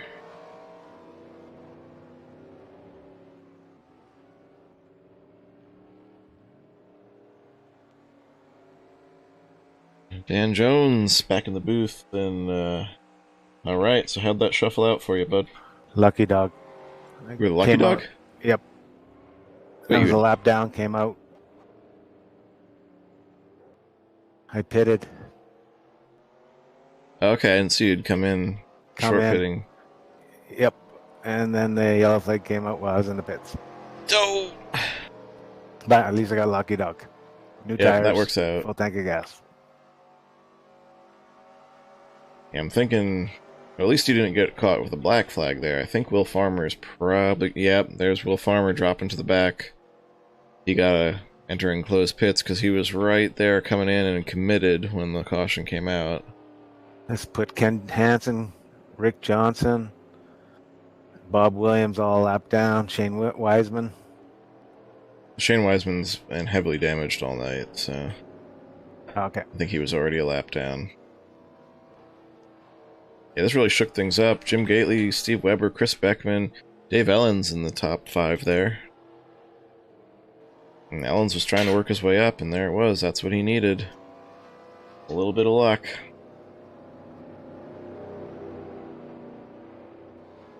Soiled says, whoa, someone called the ambulance. Well, that wasn't even that hard a hit. You should have seen earlier on the first caution there. And, that Terry Marinero hit, that's gotta be one of the hardest we've seen in a while.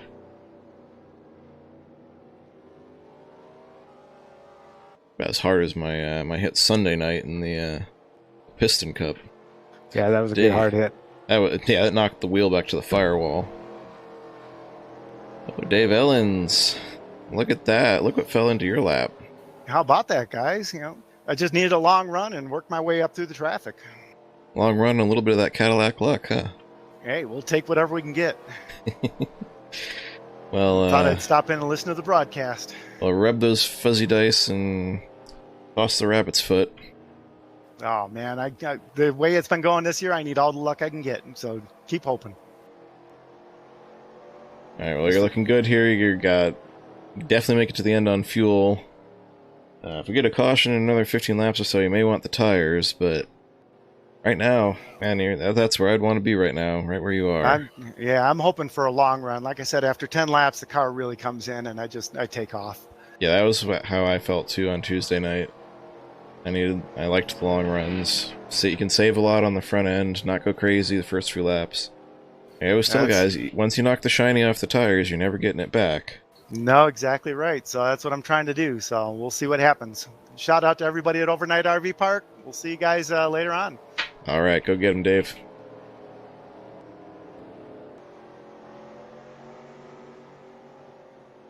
All right, so we're re-racked once again. But you see lots of fast cars lining up on the inside. Cautions during pit stops are always your worst nightmare when it comes to green flag stops because it catches people out, catches people in bad spots.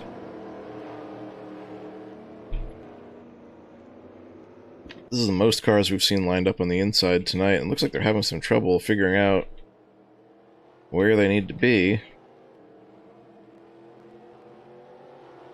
Lots of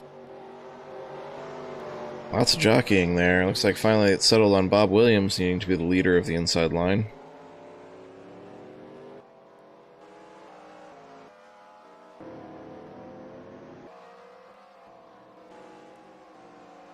Pace car's in.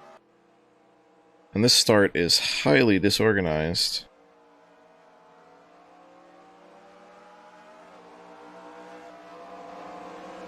And I have a sinking suspicion that a whole bunch of black flags just got issued.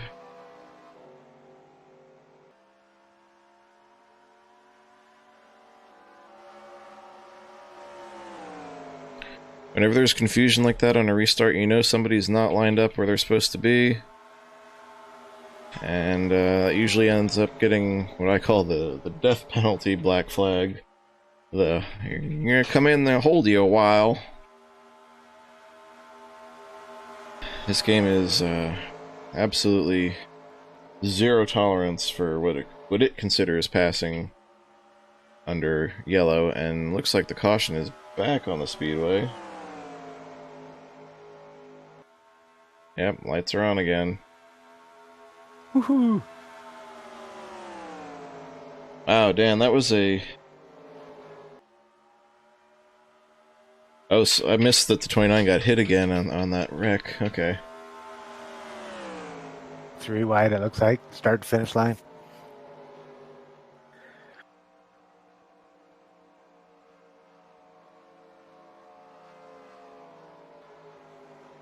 Sometimes I'm watching 3 or 4 things at once, so I missed the after hit there. So let's see what brought this one out.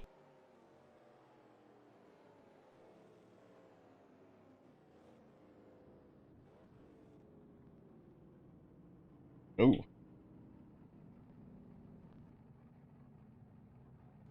Alright, looks like the 31 and the 59. We're racing there, and 31 just got a little loose off the corner right in front of Ryan Johnson, and they do a little synchronized spin down the front. A little bent up for Ryan Johnson there. Actually, the back end looks okay. Front end looks a little bent on the left side. I'm afraid Brett Otto's probably going to have to count that one.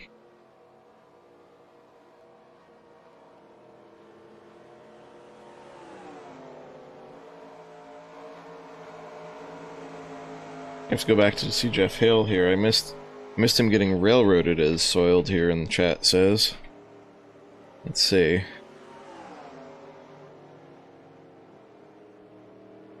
That would explain why he retired after it. I had the camera on the 40 when I watched the replay.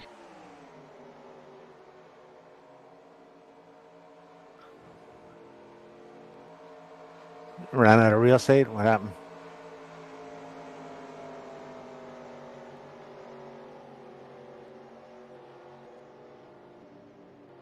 I'm watching here. He was rolling, and... Oh, Rick Johnson and Ken Hansen got him. That's what happened there. Wow. So there's heavy damage to both the 52 and the 9 cars, as well as being trapped a lap down. Both in the top 5, I think, aren't they, in the points? Yeah, I think they were. I mean, those are top contenders any time, any track we go to, any series. Good catch there in the chat. Soiled, whatever your regular name is. Yeah, that was a pretty brutal hit. 9 just deked off. Yeah, 9's... He's probably the lucky dog, isn't he? No, he's not. Rick Johnson. Oh. Well, if he just deked off, then yeah, it probably is. No, I think Rick Johnson got it this time. Okay.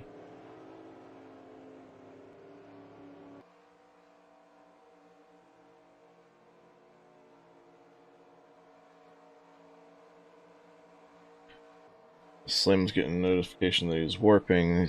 He had stabilized. Oof. Hopefully that connection can stay stable. Because we'd really like to see... I know he'd really like to see the finish of this one, as he's in a good position, sitting pretty. And pretty as you can sit right now in P1. Whereas Dave Jandry... Dave Jandry is actually officially the leader.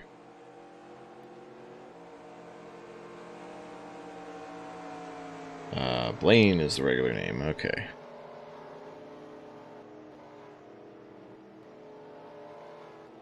Just wasn't sure if you were one of our usual followers, one of our racers, just isn't here tonight, but welcome. Always glad to have new faces in chat.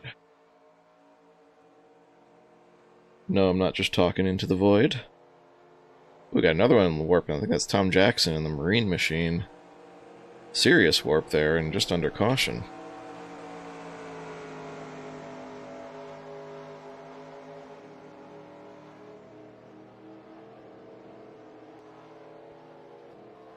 And if you are new, it's good to... If you could, of course, as every YouTuber has to beg, hit the like and subscribe, because it does help us get noticed, get more viewers, and this is what we use as a recruiting tool here at FSB. Gotten more than a few drivers that way. Several guys you see out there tonight, like Tom Jackson. He started out just watching us in chat. Chatting with us on YouTube. Although tonight he's not having a great night, and he's blinking again there on the lead of the low line. The lap car line. Oh, we got confusion again as to who needs to be where. Ooh, they gotta get that sorted out.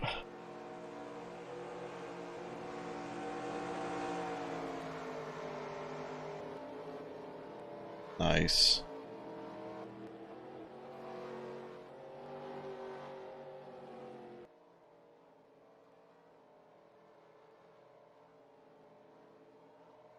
Alright, we are re-racked, much more organized for this restart here.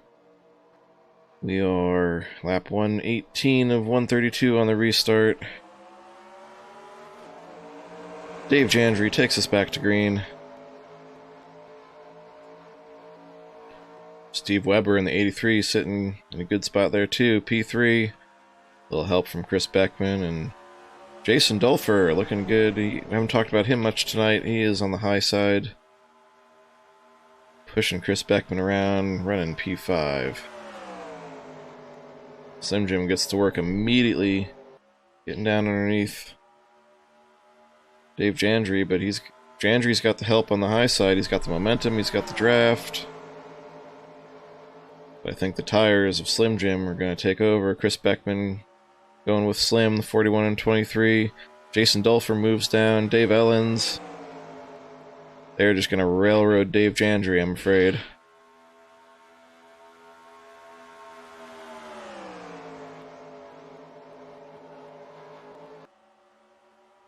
There's a big gap for him to fall into, though, if he can just get it down off 4. And there it is. He holds P2, slams the door on Chris Beckman in the 41.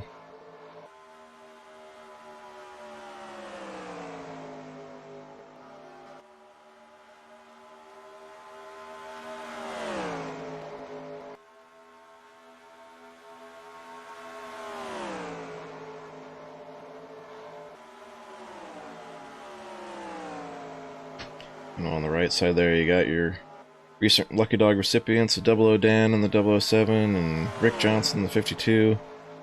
Ryan Johnson, no relation, 59 car.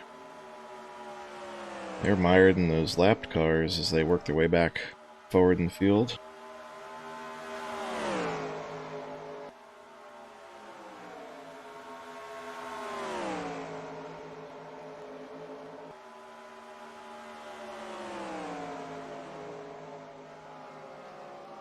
We're getting close to 10 to go here, and it's gonna be time to really turn the wick up.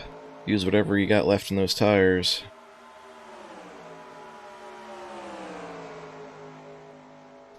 Some heavy hitters, though, out of the race, or damaged, or penalized. Caught out during green flag stops.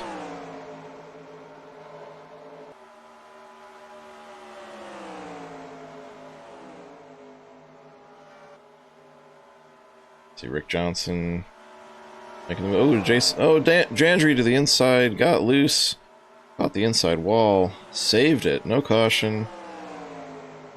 Chris Beckman getting around Steve Weber to the lead.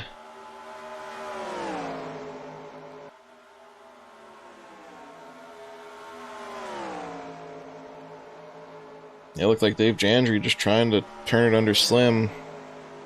Got loose. That can happen when you get a handful of wheel off the corner and it'll jump left on you.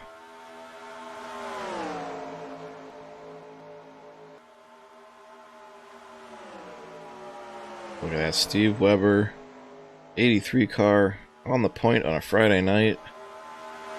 He won a championship without winning a race here on a Friday night several seasons back. You know he'd like to put that car in victory lane, especially that special paint scheme, but he gets a little bit of apron there. That's going to have him going up the hill. Going to kill the momentum. Here comes Chris Beckman. Here comes Slim Jim Gately. Dave Jandry pushing. They're almost 4 wide at the line. They settle it into 1.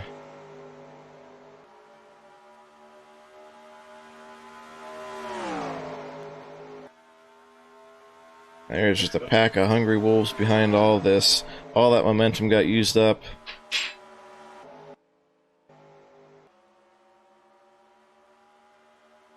Slim Jim and Webb side by side off the corner. Most of the traffic seems to be going with Slim Jim as they carry that momentum down the front stretch into 1. Highwayman, the 40 car, Jim Christopherson working the high side, trying to get back up front.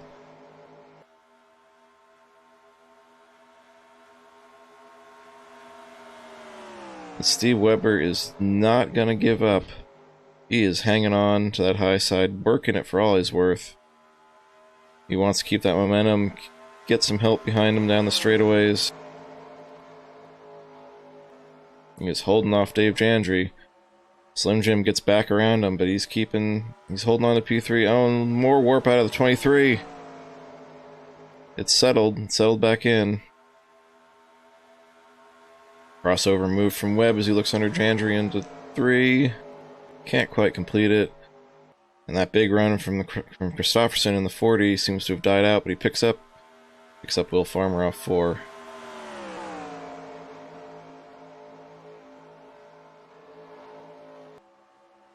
And then Will goes just straight backwards. But he's back on the bottom, that's where he wants to be.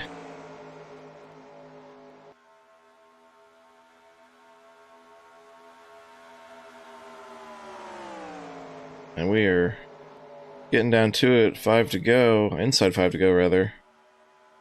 And still anyone could grab this one.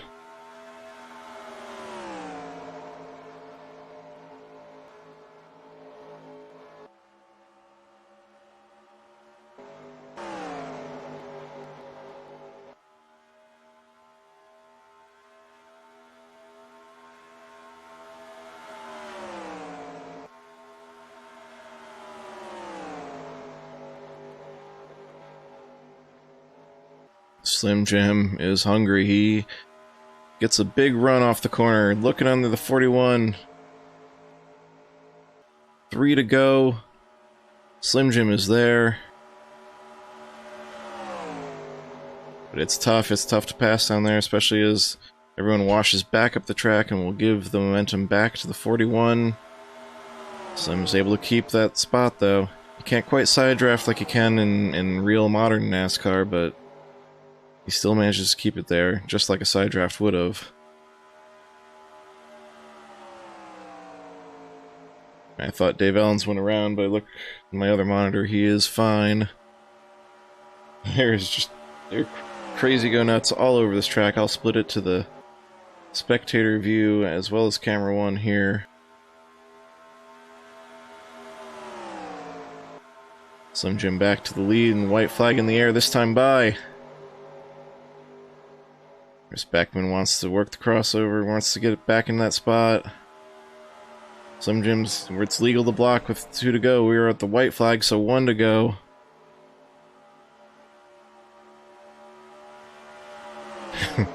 Slim doesn't want to give up the bottom, but he knows that the momentum can be gained on the high side too. Dave Jandry could decide who gets the help here.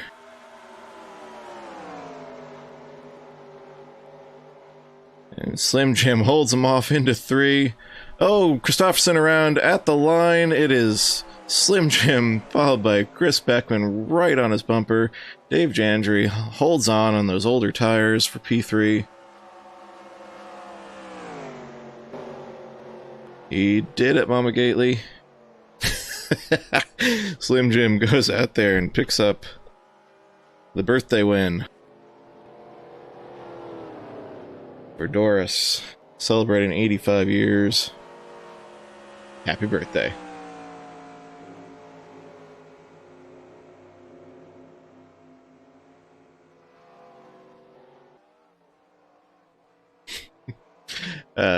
So again, Chris Beckman second, Dave Jandry third, Dave Ellens fourth, Steve Weber hangs on for P5. You see the celebratory wrecking on pit road there.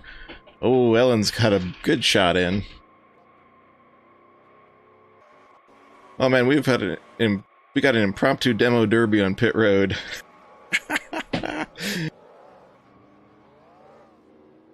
All right, Doris. Given the congratulations there in chat. Will Farmer, P6. Pops Margison. Didn't talk about Pops all night. He hangs on for a 7th place finish in the 99. Jason Dulfer in the 63. It's 8th. Bill Farmer 9th in the Highwayman. Sideways going into turn 4 there, but gets the win. Gets the P10 rather.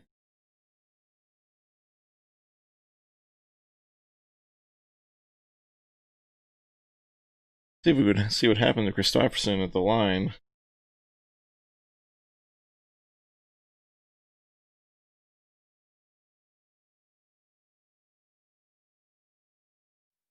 Looks like the Highwayman was on the high side. and just ran out of room there. Oh, and look at that. It crashed on my second camera here. Whoopsie. Well.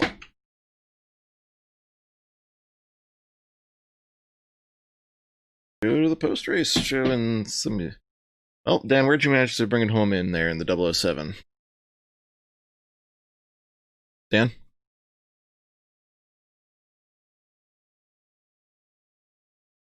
I think we've lost Dan. Probably ran off to the bathroom real quick. That was,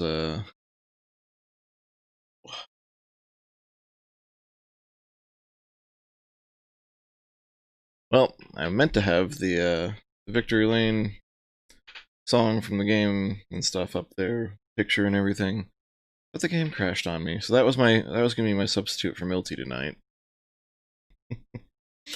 The best laid plans of mice and men. So I'm gonna go gather up our podium finishers real quick.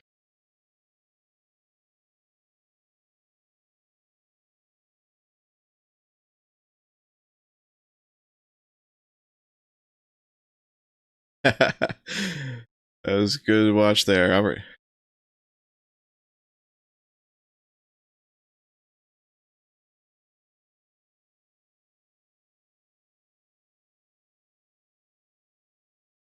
All right.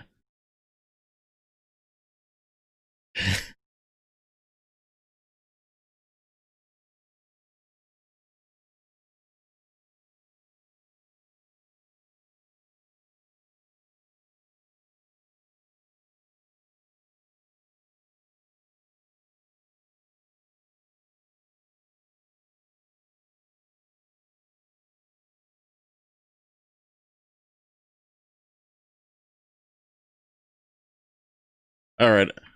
Hey, Dave. Sorry, Dave, I snagged you there. I've kidnapped our podium finishers here. Wait, I got the wrong Dave. Yeah, you need the other Dave, man. There we go. All right, now I've got our podium finishers here as I grabbed Dave Ellens instead of Dave Jandry. Sorry about that, everybody. But, welcome. Great job there. Great race there, Slim. But before we get to that, Dave Jandry, man, I thought you were going to steal that one. Were you on older tires than everybody on that last run? Just less talent. Well, I thought that got you up to the front there, a little pit strategy. Still a great run. You fell back, fought your way back up there. What more do you need there to get around these guys? You said talent, but I don't believe that for a second. I've run with you. No, I got underneath Slim there. I think it got a little bit loose or something. I got loose at the same time and then came down on the wall. Otherwise, I don't know. Might have finished a little different, but sure was a lot of fun. Nice. Well, great run there. Kept it clean, kept it quiet, and we're there at the end. Great finish there, Dave. Chris, oh, that was exciting back and forth. I know you'd rather have been on the other end of that, but what more did you need? A little help or a teammate?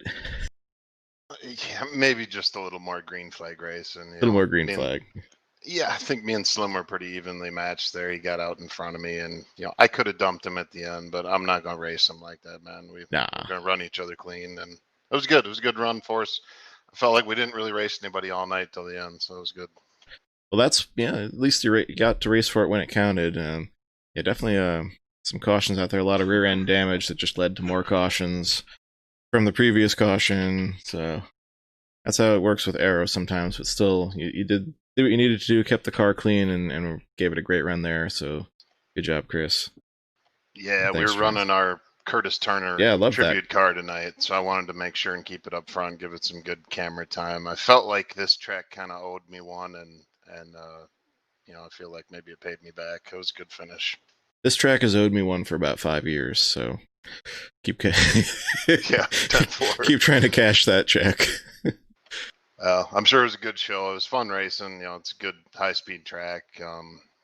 So I'm sure it was a good broadcast. We appreciate what you guys do up here for us. All right, thanks, and thanks for joining us, Chris. And Slim, you called it. You went out there and won one for your mom's birthday, so great job, Slim. Quiet first half of the race, but tell us about your strategy and your fight to climb back up there.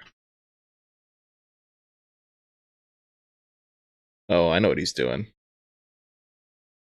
He's queuing it up. No, I was hitting. Can you not hear me? There you are. All right. Well, I was hitting the button on my wheel and it wasn't doing anything. No, I wasn't queuing it up this time. But the strategy was just to get back to the front. You know, I screwed up that first or second pit stop. I was thinking Ken was in front of me when we went into the pits, Ken Hansen, and just ran all over him and just dumb. But anyway, we both recovered from that. And before I go any further, happy birthday, Mom. I hope you liked the birthday present I got you. She did. She said right there in chat, congratulations, son, a great birthday present. But yeah, man, I'm gonna tell you what, competition was stiff tonight. I really, after I screwed up in front of Dave, the car just shot up the track on me. I don't know what happened. I almost smacked the wall. Hey, it's sturdy.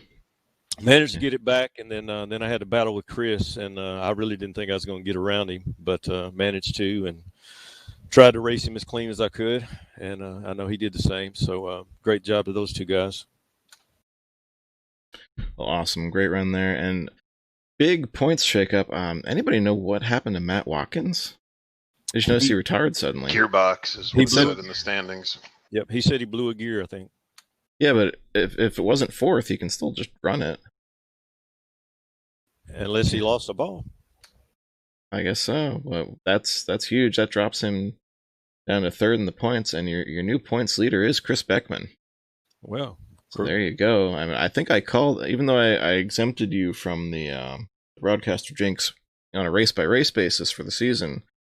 At the end of last season, I called you as a prime competitor going into this one, and you've managed to move your way into the lead. It's still a long way to go. Still 9 races to go, but I gotta feel good about that. It's still a tight race, of course. But congratulations on that, and I'm sure you'll put on a good fight as we go forward. Jim Christopherson is in second. Matt Watkins, as I said, falls to third. Weber, look at Webb sitting there, tied for third with Jason Dulfer in fifth. So big points shakeups with Mark DeSenza and Jeff Hale and Rick Johnson all having struggles tonight. And of course, Matt Watkins falling out. So this is, I hope we get another season like we had, what was that, season 36, where 6 guys came into the last race in the math, possibly win it. It was like 1992 all over again. So if you guys could keep shaking it up from week to week like this, I'd appreciate it. Yeah, I think we're just, if you can stay in these things and be in them at the end, you can stay in the points, but we'll see what happens. Just trying to have good, smart finishes here. Absolutely. As Milty mentions every week when he's here, he's having dinner with his daughter and her boyfriend, so he took the night off. We always appreciate having Milty around, but yeah, certainly understand spending some family time. Hope they had a good time. But he always points out that Webb won a championship without winning a single race. It's just by keeping the car clean, just like he did tonight. He was in the thick of it, and you see there is Webb tied for third in the points and got himself a top 5 tonight. So hopefully move me up a little bit, man. I'm about part of the bad luck. Yeah, it's kind of nice to have some good luck for a change. You were listed as 6th, so you jumped 14 spots tonight, Slim. So that's pretty good. That's what winning will do for you. That's the way we designed this point system. And so the bad nights don't hurt too bad, because everybody gets 5 points from 16th on back. And the wins give you a little bonus. So there you go. So we'll wrap this one up again. Thanks again for our podium finishers here. Dave Jandry, Chris Beckman, and your winner, Slim Jim Gately. Thanks, as always, Dan Jones, Dave Ellens, popping in and out tonight as our in-race reporters in the absence of Milty. We'll probably see him again next week. And thanks, as always, our series sponsor, Bill Farmer, Farmer Brothers Contracting, putting up the hardware these guys are chasing this season. And our series admin, Ryan Johnson, on the ball again. Points are updated before I even put up the post-race scene here. He's always super quick with that. Thanks for all you do, Ryan. Keeping the series running. And of course, our league promoter owner, Sam Young, keeping NASCAR 2003 and this league going, 16 years later, 17 years later. Gotta love it. No better way to spend a Friday night than with you guys out there in YouTube land and all the FSB drivers here. And for everybody, saying good night. See you next week.